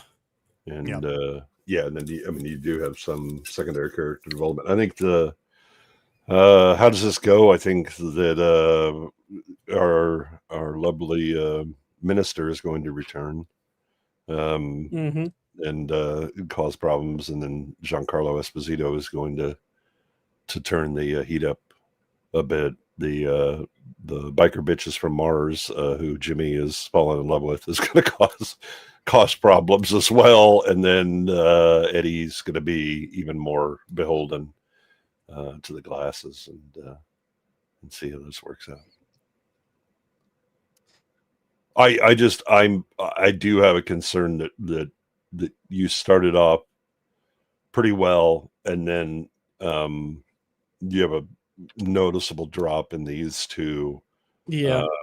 And how well does it pick back up without either just look at this cool thing, don't you like cool things? Because it's like, no honey, you're not going to distract me with shiny objects. You have to be paying attention to what's going on.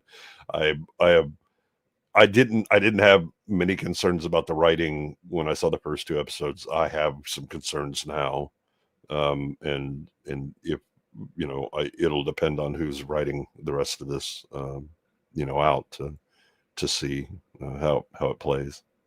I mean, the one thing is the direction has been pretty good. Yeah. The pretty good setups. I think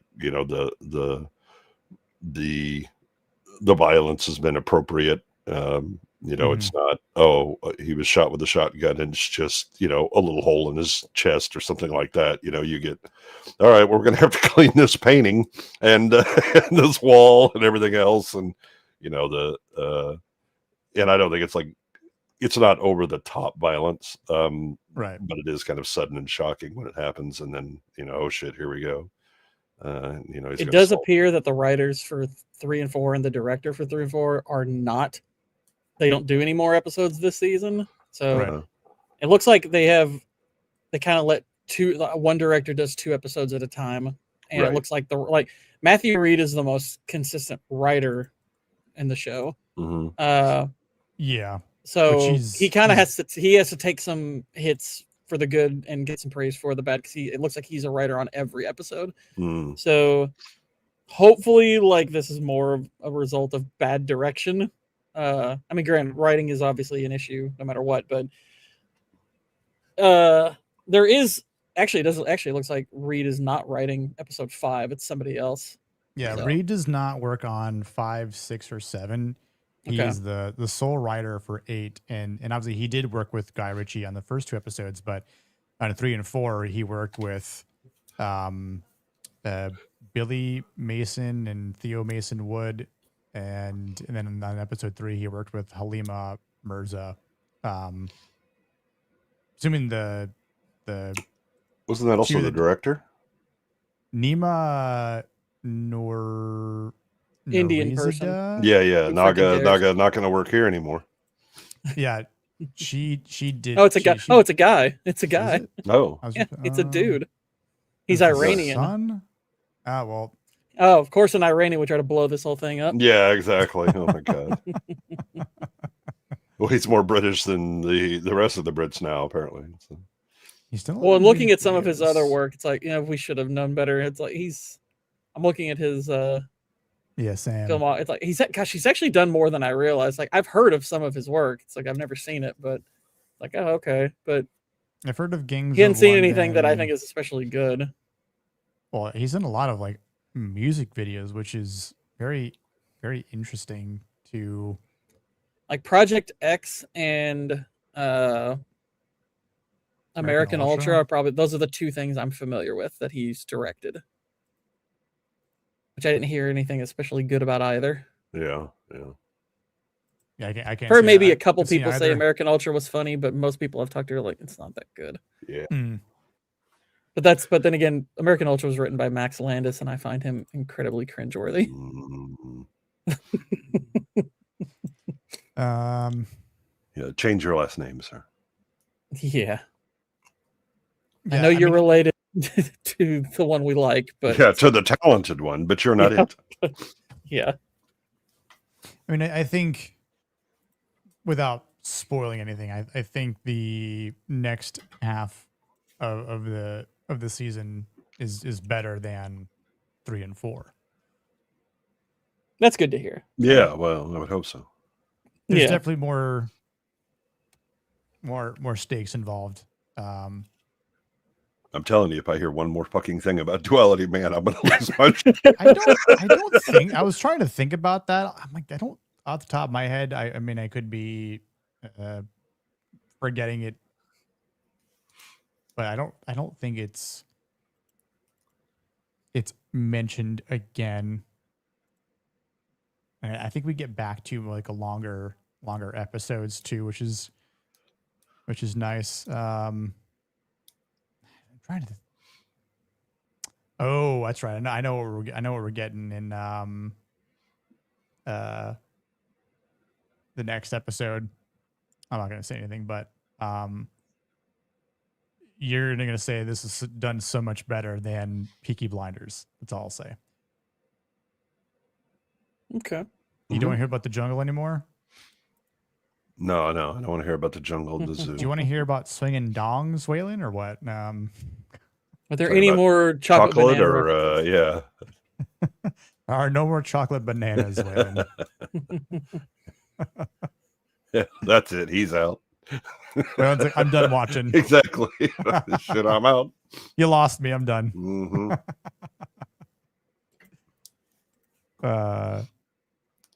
Max Landis made Channel Zero pretty underrated anthology. Yeah, on tonight's episode of Swinging Hogs. Swinging Hogs. I remember. See, I mostly know Max because I saw Max Landis a lot on like Screen Junkies back then, and it's like, ugh, he got on my nerves. Yeah. Again, I'd say overall, not terrible episodes compared to what we've been getting over the past several years. If anything, they're definitely the weakest two of this entire season, in my opinion. And seems that it's been rated that way as well online, which understandable. And I think it could be because of the direction, the writing, obviously. It's always a case where I would have liked to have seen more of Guy Ritchie would have had in mind with fully writing this or being a part of it. I know he was more of an EP on the rest of the episodes, and approved of it. But I think for the sake of the next half of this season, it should be good. I'm looking forward to seeing what you guys have to say about it. And anyone else out there that has not seen it. Again, I don't remember everything that happens, but there are some parts I'm definitely just looking forward to watching again. Some interesting characters that we're going to be seeing again. And I mean, I do like the fact that there are things that are remembered. Like, it's not just what other shows do. And it's like, hey, remember this? Yeah, we're never going to come back to this, so just forget about it. Like at least they do address that in this show, which is nice. But Ritchie hasn't made a great movie in 7 years. Are you referring to The Gentleman being? I mean, The Covenant's pretty dang good. I think The Covenant, which was 23. That was in the 2020s. Yeah, it's 2020s. I could have sworn it was 2023. Let's see. The Covenant was 2023. Yeah, I liked that movie. Yeah, it's good. I don't think it's his best, but no, I mean it's like the ending of that movie is a little much. Like it's a little too much for what that seemed to be going for the rest of the movie, but it's still good overall. It's not on the same level as the movie The Gentleman. Yeah. Right. Yeah, because he did that, and then Ministry of Ungentlemanly Warfare was, which I would say is okay. I like it. It's okay. It's a bit slow at times. Yeah, not enough of Henry Cavill. Right. I was say you've got the one chick that a lot of people can't stand. I didn't dislike her character. I just thought she was too much of a focus. Right. I was like, Henry Cavill should have. I mean, it's like you build him as the main character, but at best he's in half the movie. It's like he should be in like the vast majority of it because like the movie is better when he's in it because he's a genuinely fun character. Oh, that's right. He did that movie, which actually, speaking of Henry Cavill, I didn't watch the movie that had him and Isaac Gonzalez with Jake Gyllenhaal. I heard that sucked. I know which one. It did not do well. Yeah, I heard. Like, I know Vex saw it. She said it's pretty gay. She was like, this movie kind of sucks. It could be worse. It could be the one with Bryce Dallas Howard. Oh, Argyle. Yeah, that was Argyle was. That was Argyle's what Cavill was in there for 3 seconds. Yeah, he's in there briefly. Who directed that? I don't remember. Argyle is it's the discount Guy Ritchie who did that. Matthew Vaughn. Oh yeah. Yeah. I'll be honest. The only good thing to come out of Argyle is I'm like, okay, are you all finally soured on Matthew Vaughn yet? Because I never thought he was very good. Yeah. I never found him to be anything special, and I was like, oh, Vaughn's great, and I'm like, no, he's not. He's done a couple of decent movies, but that's fine. It did not do well in the box office. Like First Class is good. The first Kingsman's good.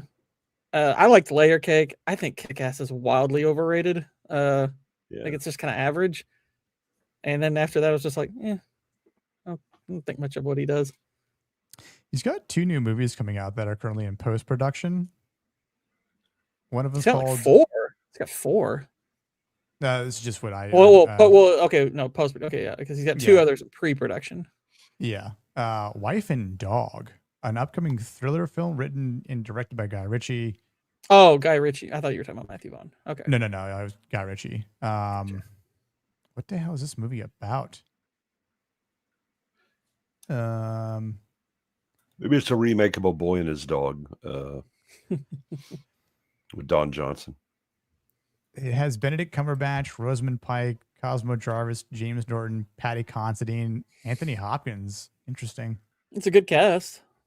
Distributed by Black Bear Pictures. Release date is February 19th, 2027. I've not heard anything about this. Relentless greed of the Fairbank family and their associates who fuel betrayal and murder in the battle for succession. It's like, okay. Don't know what that's about, but all right. We'll see. Yeah. The other one, Viva la Madness, which is, I guess, 2028. Yeesh. We're getting Jason Statham, Vinny Jones, Jason Isaacs, Camilla Mendez, Ben Foster, Johnny Lee Miller, Raul, Alejandro, Babs, Olasanmokun. Who's that? I don't know. Oh, he was the one dude that fights Paul Atreides at the end of loses and gets I know what you're talking about in the duel. Yep, him. Yeah. I know what you're talking about. Upcoming again, another action thriller film, co-written and directed by who co-wrote it? J.J. Connolly,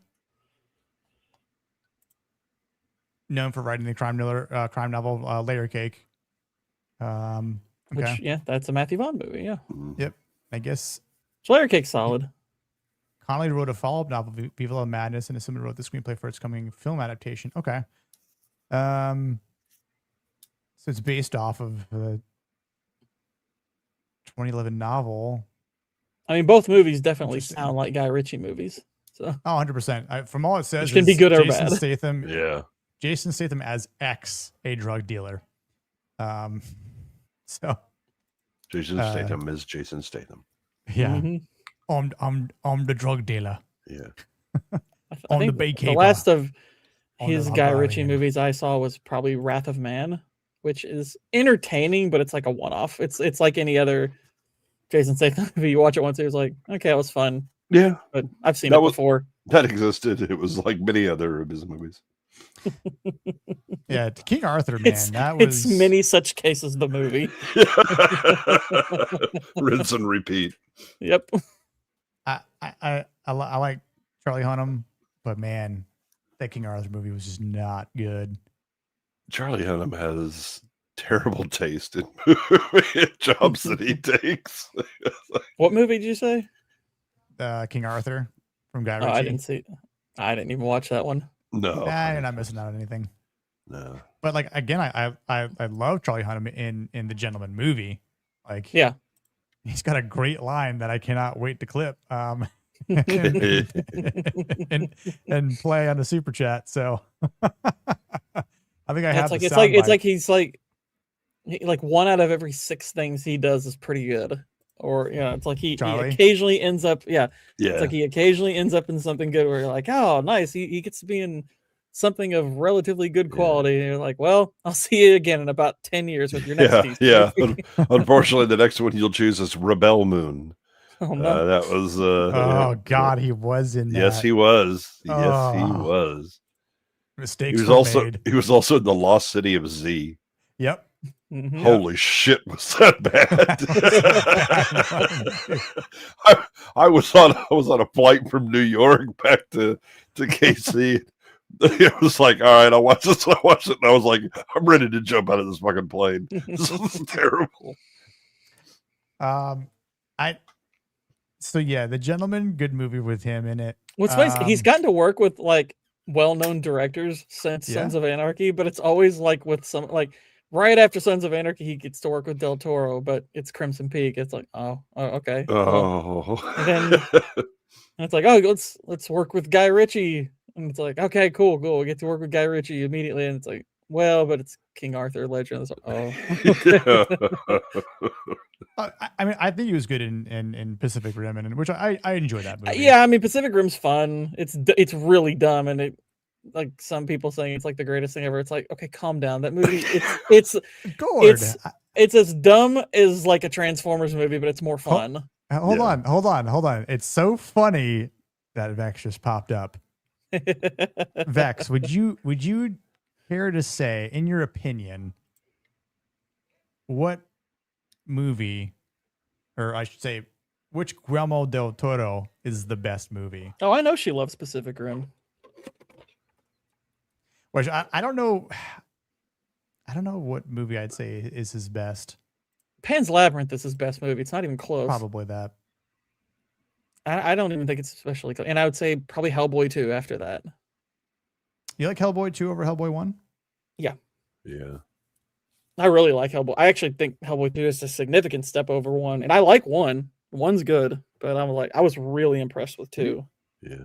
Maybe. I enjoy Pacific Rim, but I'm like, okay, but this movie's really dumb. Yeah, Pacific Rim is really dumb, and oh look, but I got kaiju. Did you see if I had the kaiju and the giant mechs? It's like, shut up, weeb. It is Rock'em Sock'em Robots versus Leave my mechs alone. Godzilla toy movie, and it's fun and it looks great. It's beautiful to look at. Yeah, so that's why you're like, okay, this is. But it is dumb as a stump. It's not quite as dumb as the Godzilla Kong movies, but it's not that far behind them. Yeah. I guess the good news is it's not Pacific Rim 2. I was going to say the sequel to Pacific Rim is an atrocity, man. If you want to know why Godzilla Kong follows the formula it does, look no further than Pacific Rim. Yep. What about he just read Guillermo did Blade 2. Mm-hmm. I forgot about Blade that. 2. But yeah, I think now like Pan's Labyrinth, I'm like, okay, Pan's Labyrinth I think is excellent. I love that movie. I'm like, okay, that's a great film. Shape of Water is a weird movie for weird women. I recently watched his version of Pinocchio. I think it's overrated. I think it's good, but I think it's overrated. Like, people really made over it because I mean, it's a really good looking movie. It kind of is reminiscent of like the Studio Leica movies, but he inserts a lot of like he just can't get away from like World War II stuff. So he can't get away from his daddy issues and his mommy issues and his Catholicism issues and all that. Mm-hmm. And he inserts them in everything, to include Frankenstein, which was a big what the fuck. Yeah, and he puts that in Pinocchio also. And it's like, what is this doing in here? And there's a lot of stuff like wrong in Pinocchio as far as like the way the story progresses. There's a lot of issues, but I mean it's a solid movie. Like it's like a solid like 7 out of 10 movie, but the fact that it beat Puss in Boots for best animated feature is ludicrous. Yeah, that was just because his name was on it. Yeah. I haven't watched Hellboy 2 in a while, but I've watched Hellboy 1 quite a bit. Not to say like I'm biased by any means, but I I could remember Hellboy 1 being better than 2, but maybe it's time for a rewatch. I mean, granted, it's been a while since I've seen either. I remember being more impressed with 2. It could be an aesthetic thing, because it's probably been it's probably been close to a decade since I've seen either of them. But I liked 2 more than 1. And people that were glazing Frankenstein, I was like, what the fuck are you on? Waylon, save this for tomorrow night on Zach's stream. Yeah, I mean, that's definitely true. Yeah. That was. Did you watch that at all, Goodwin? I don't know if you caught any of that. No, I had some family related stuff I was dealing with. You want to talk about Waylon gaslighting the shit out of Matt, Mads, and who else did you? I don't remember if Brahma was biting that or not, but I'm just sitting there laughing. I'm like, I know this man is trolling the shit out of them, and I'm just like posting like, like facts in the chat, and Zach's like, just speak up. I'm like, man, he's just straight trolling everyone, y'all. Come on now. Dude, Matt and Mads were just full on like, what do you mean? Come on, man. What are you stupid? What is it? What is this Gen Z stupid shit here? Anyway, let's go back with the millennial bullshit. And yep. Yeah. It was pretty funny, I'm not gonna lie. I wanted to mention that listen, I know we're never gonna get a Henry Cavill James Bond, but the closest thing to that is The Man from U.N.C.L.E. Yeah. Which I think is a I enjoy this from Guy Ritchie too. Yeah, The Man from U.N.C.L.E. It's pretty fun. Yeah. It's pretty fun. Funny enough, Cavill being 43, we talked about this last week. It's like he's still not out of age to be the next Bond. Brosnan was 41 when he started. So yeah, or maybe even a little older than that. But I would be okay with Theo being. But yeah, Theo is like Bond, 41, honestly. so he definitely could do it. I think Theo could do it. And listen, I know people are like, Theo just needs a better agent because he's in way too many bad things. This is like the one good thing he's in, really. Now I think if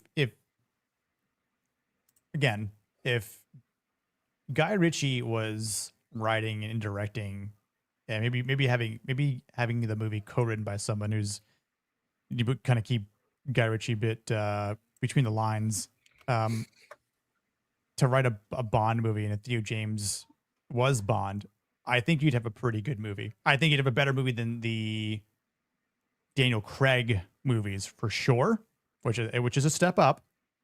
And I know I might say, well, I mean, it's not enough to have the actor; you have to have a good writer first. True. I mean, but I think I do think Casino Royale is. I like Casino Royale a lot. I think that's a great Bond movie. That was like I'm happy to crap on Daniel Craig's Bond, but it was good for one movie. So I'm going to omit that one because I think that's a really good one.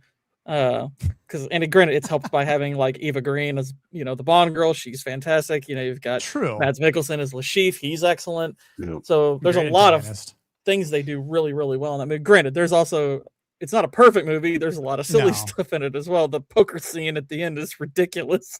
But it's like that early promise from Casino Royale, he does not deliver after that, and they just milk him of all of his masculinity over the next 3 or 4 movies he did. Yeah, I mean, I think that's part of why everybody shits on Daniel Craig, is because those movies were just fucking atrocious, and he's just pining for woman for like 2 or 3 of them, and it's not especially good. And then they wanted to, they were trying to ape the Bourne movies for some fucking reason. And it just, none of it really hit well. There were moments that were interesting in some of the movies, a couple of plots that were interesting, but they really shit on the character. Mm-hmm. I mean, he didn't really miss much, to be honest. So Quantum of Solace was like a quick quick release after Casino Royale came out. It's an attempt at a direct sequel, which, granted, given the end of Casino Royale, it's not necessarily a bad idea. It's just not done very well. No, It was did not have good execution. Yeah, there are a lot of ideas I like in Casino and Quantum of Solace, and Olga Kurylenko is freaking gorgeous. Smoking, yeah. Oh my gosh, she was definitely the best part. she's my high. She of to that me is the movie. highlight of the movie by far. But Oh god, the execution's really shoddy in that movie. Yeah. Mm-hmm. And then like Skyfall also has some good ideas, though. There's some issues with that as well. And then there's kind of good ideas in a lot of those movies. Spectre has good ideas, Yep. but doesn't really deliver on them very well. And that was still Hollywood having this fixation on thinking Dave Bautista can act, which he can't. You know what? I'm glad Daniel Craig. And then I didn't watch No Time to Die. Once I heard that he died, and I'm like, why would I watch it then? It's so stupid. Yeah. Yeah. I saw that in theaters, and I was legit pissed that they just killed him off. I'm like, wow, okay. So Well, it's putting him out of his misery, really. I mean, given how much they had abused him over. They did the Bond getting married thing once before that, and they ended that correctly in On Her Majesty's Secret Service. They kill her at the end of the movie, and it's like, so it turns it into a tragedy. That, by the way, a very underrated Bond movie. That's a really good one, even though George Lazenby's not a good Bond. But don't say that in front of Australians. They get pissy about that. Yeah, I mean the thing is that they go, okay, well then they kill Bond's love interest, and then spend 2 fucking movies with him just moon pieing over her and feeling sorry for himself. I'm like, fuck off. Get that man a Prozac and get him back out in the field. You remember Eva Green? I remember. Bond does too, and in fact, he won't let go of it, even though he got played. No, but I think you could. I think Daniel Craig. I think Theo James could pull it off. And I know people have said, "Oh, like bring back old James Bond with Pierce Brosnan." Not saying that he couldn't do it, but like he could do it. Why would you want him to do? I don't. With the people they have in charge of Bond now, it's like, no. Yeah. I don't want to see him go through that pain. Like, let him enjoy Mobland. I mean, like, I better see the fucking script first. Yeah. I'm sure he would probably be competent enough to be like, I mean, granted, if you could get one good movie out of him and be that be his cap off rather than Die Another Day, okay. Because Die Another Day is horrifically bad. Yeah.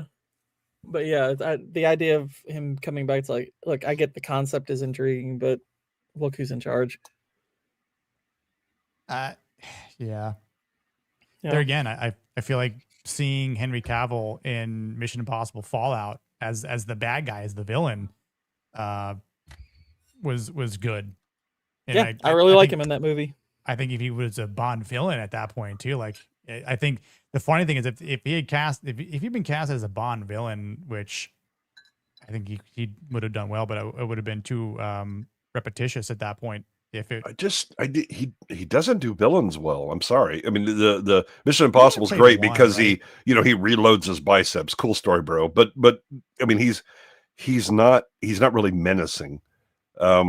He's look, big guy who's going to punch you and it's going to fucking hurt. Okay. But he doesn't have the ability to do mean eyes, right? Angry and dangerous eyes. I think he's just there's something about him. Either that, like, internally he just can't find that within himself and find the danger, or in a good. But he just kind of has these nice eyes that he can never not have, regardless of what's going on.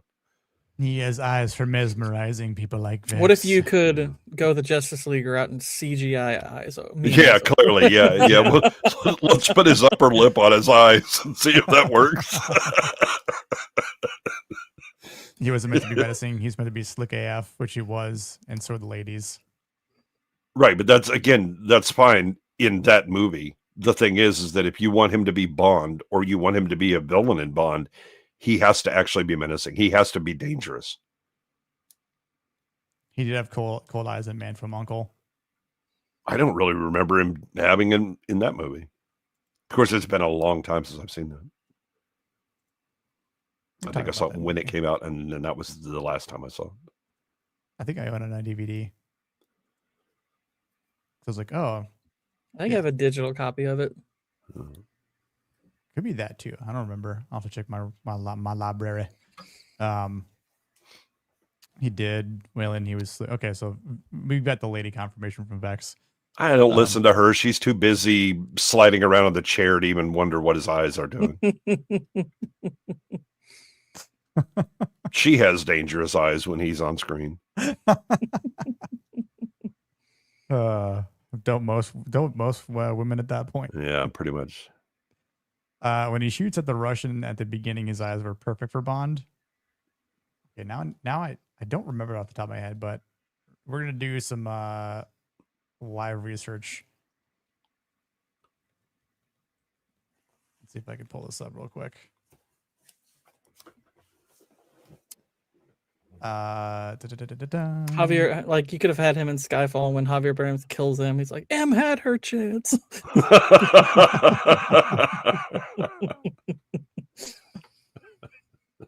Let's see here. Hold on. Make Bond more like Man of Steel Superman. Yeah, Zack Snyder's Bond. The bullet just goes in super slow motion. For some, yeah, the super slow motion, and then for some reason we see dongs. Don't judge me, good one. I mean, I have to agree with Vex here. Like, I don't think he's been given enough opportunities, because every time he wants to do something that he enjoys, like again, like he enjoyed Witcher, but they screwed him over with it. Uncle was good.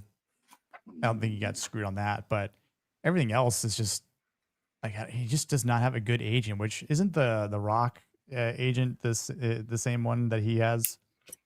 Well, I think the kind of, if you're gonna have Henry Cavill play a villain, you want it to be the right kind of villain. So it's like a charming type villain. I think is deceitful. Probably the best sweet spot. Yeah, he can't be like Mads Mikkelsen in Casino Royale, right? Where this is right.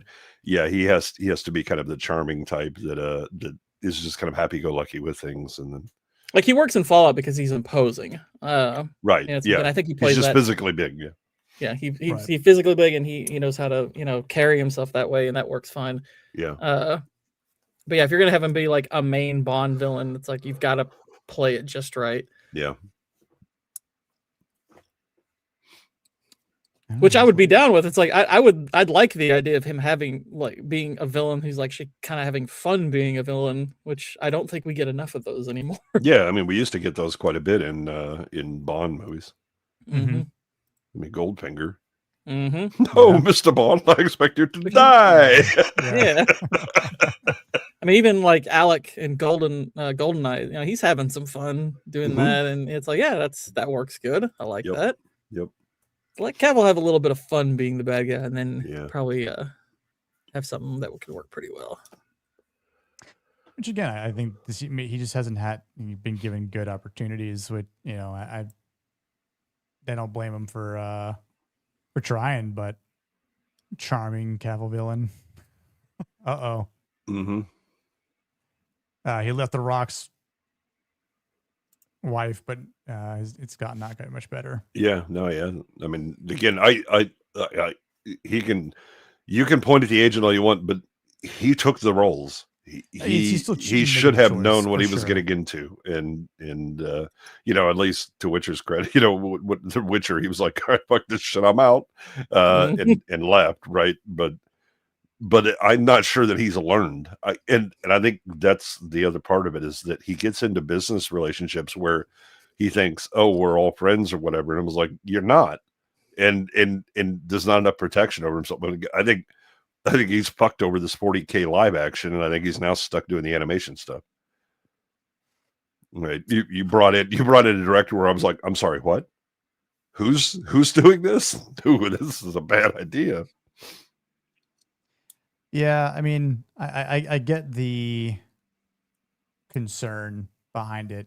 I just want to believe that because he's such a passionate fan that he's going to try and passion ain't block going to get you this for stuff. shit because he's not bringing enough money to the table to actually sway anything. He doesn't own the IP, right? That's and oh, by the way, Amazon is funding this shit.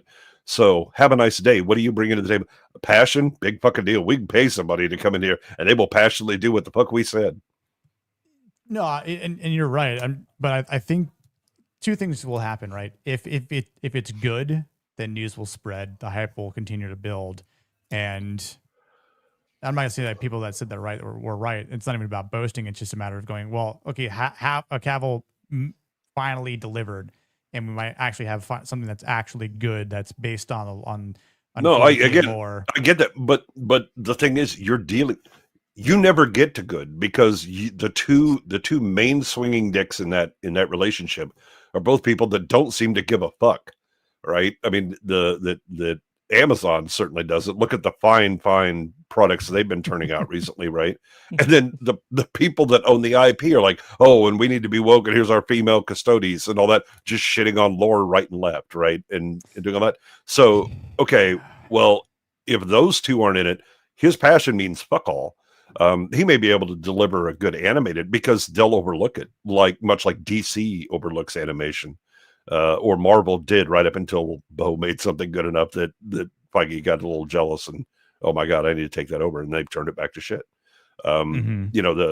Those lower properties are probably where he can find some success because they'll just be, oh yeah, you go do your little thing. We're the big important people. We do the live action stuff, and you can deliver some quality. But the thing is, the Eye of Sauron will turn on that property if he releases a season that's really good.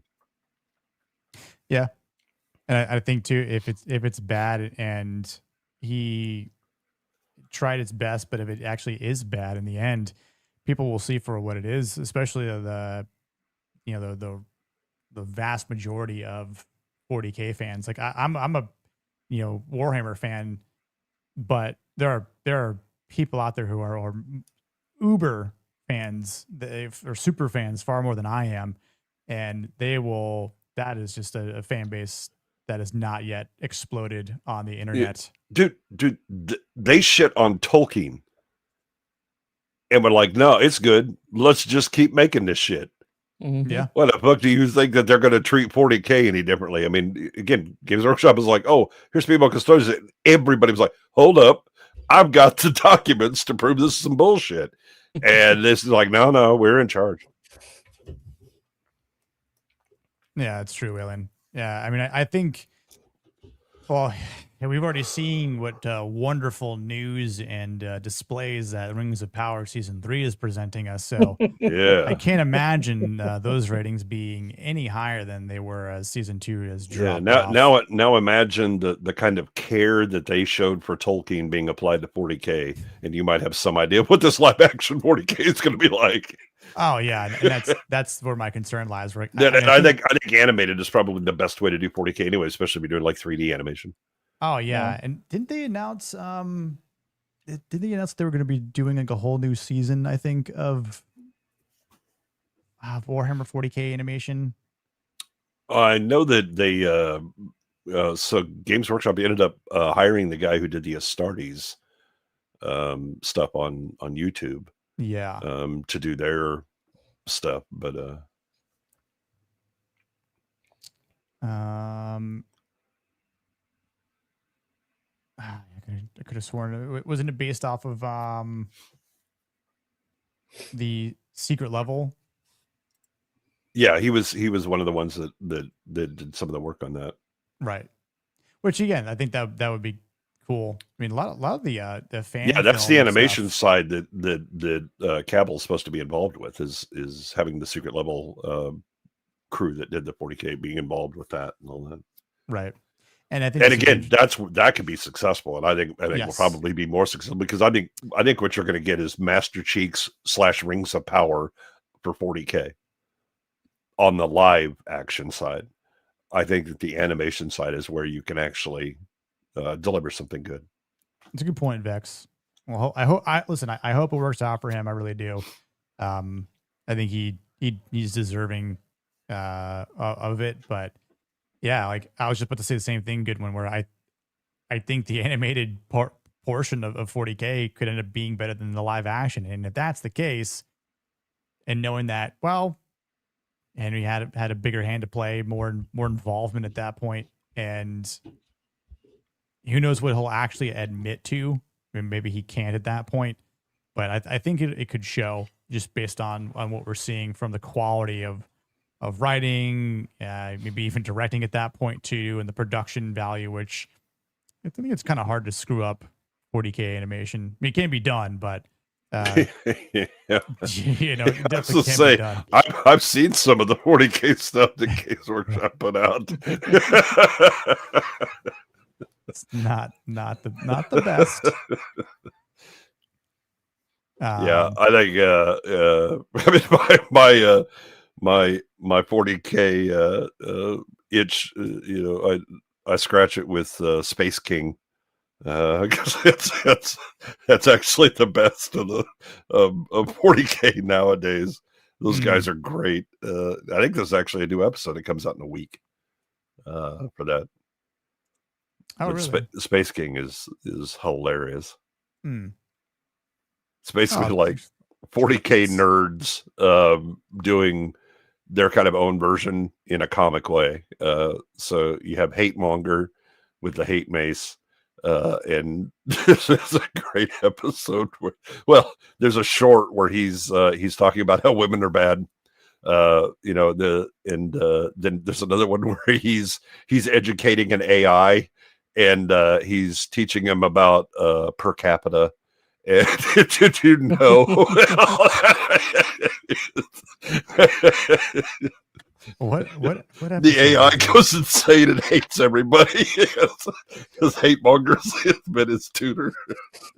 Is it Hate Monger's King? Okay, King's this is what I've been. So now I know what this reference is referring to. In the first, I was like, I don't know if I've heard of Space King, but now I'm looking at him like I've seen this circulate as a meme. Yeah. So, Yeah. okay, I'll have to familiarize myself. Yeah, Flash gets it there, hilarious. But yeah, I think it was around like Christmas that there's like a 5 or 7 minute hate monger giving a lecture. Yeah, the Hate Monger's King's message. Yes. Let's watch it. Screw it. We'll watch it. Yeah, these guys are fantastic. And they're all funded by Patreon and then their merch sales. That's awesome. Actually, let me do this. Where's put that up here.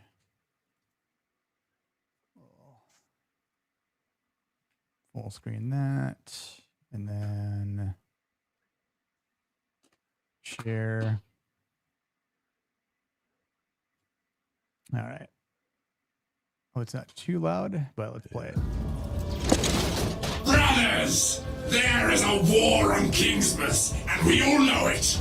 The misfits of the universe have declared Kingsmas uninclusive and sought to attack our most blessed holiday. They don't like what it stands for. Faith, tradition, and setting them on fire. They want to act like it's our fault that they're filthy little misfreaks. I hate them. They want us to act like they don't deserve to be set on fire.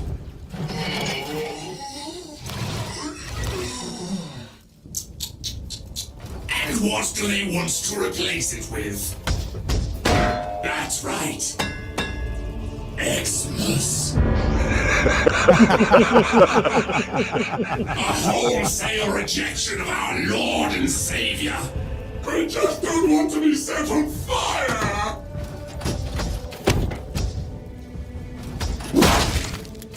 Always talking about what they want.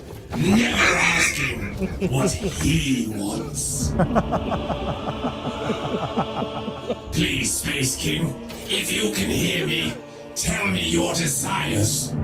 Buy more merchandise. Because when we wear our colors with pride, it sends a message to non-believers and Space King haters that we will never give up Kingsmas. You are correct and awesome, hate monger. Praise be. Praise be! This is a limited drop. Order before they're gone and support Space King. No, there's another one where he's addressing like the problems with women and the temptations of them, and I'll have to that find that one I think is from a couple of years ago. Okay, yeah, this one was like from 8 months ago. From the it's like a space, it's like a hate monger sermon.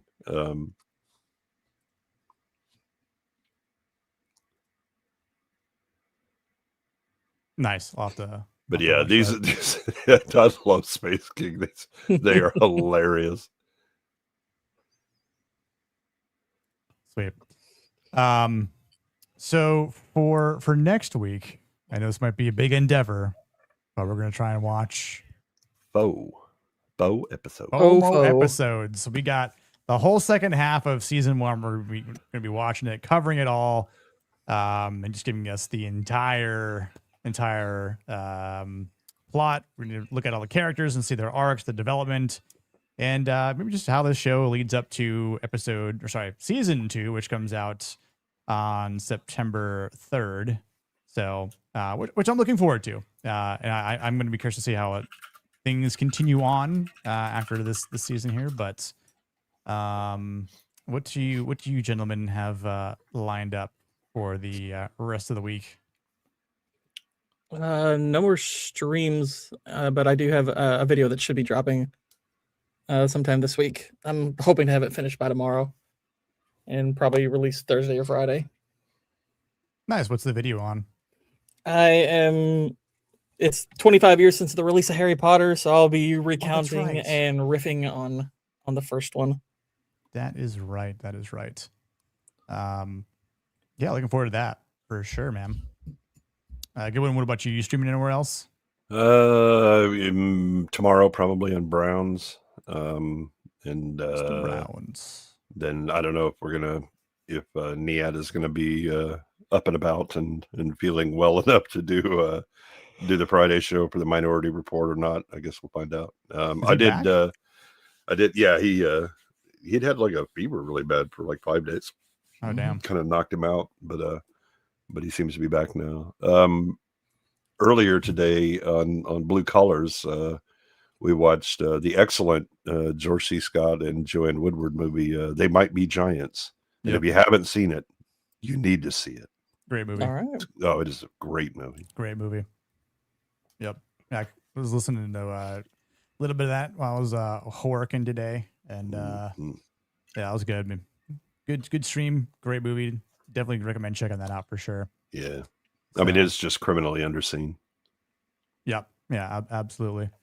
As for myself, more than likely a gaming stream Thursday night. Don't know if I'm going to do a Friday afternoon stream yet. We'll see.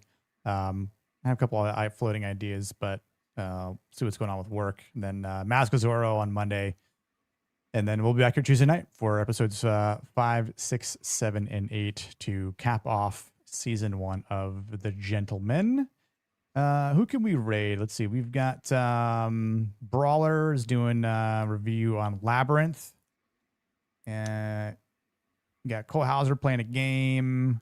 I don't see too many other people streaming right now. Suns and Shadows doing 0 Point Reviews class of 1999. Let's go raid Brawler. We'll give Gen Z some more love. Yeah. Everybody say bulge when you go in there. Yeah. Just type the word bulge. Yep. Hashtag chocolate banana. Hashtag That also works too. Hashtag chocolate banana with a bulge in the chat. Bowie bulge. Hashtag Hitler's nut. Hitler's nut.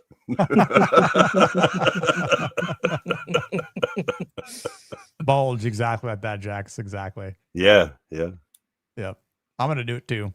Because why not? If you've seen Labyrinth, you'll know what we're talking about. Yeah. It's on point. It's kind of pointing everywhere when he turns around and moves. Chocolate banana bulge. Yeah, that's right. Ooh, I haven't had that since yesterday. Yeah, well, I think they just finished. Like literally just finished. Oh, no. really. Oh, Yeah. damn it. Well, we can find some. Nobody gets rated. No. Yeah. That's it. No more raid. Raid these nuts. Mhm. Or nut, as Or Hitler's nut. Yeah. some might Yeah. only have one. Need Lebensraum. Let's see. I think Kohlhauser might be it. Yeah. Let's see Kohlhauser. that or talk or watch Hypnotic talk about GTA 6 leaks. I hate Kohlhauser. He needs it. Yeah. Yeah, go show our boy Kohlhauser, our Canadian friend, some love.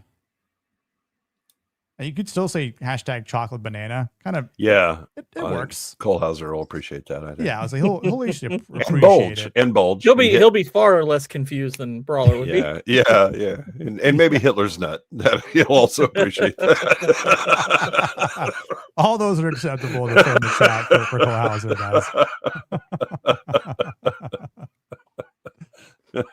Oh God. So, all right. Yeah, you guys have been awesome. Appreciate all the views, the likes. Hit that subscribe button if you're new here, and see you guys a couple days. Later. We'll just go out with this clip too. Why not? That shit is goated. It's beautiful. It's sexy. It gets my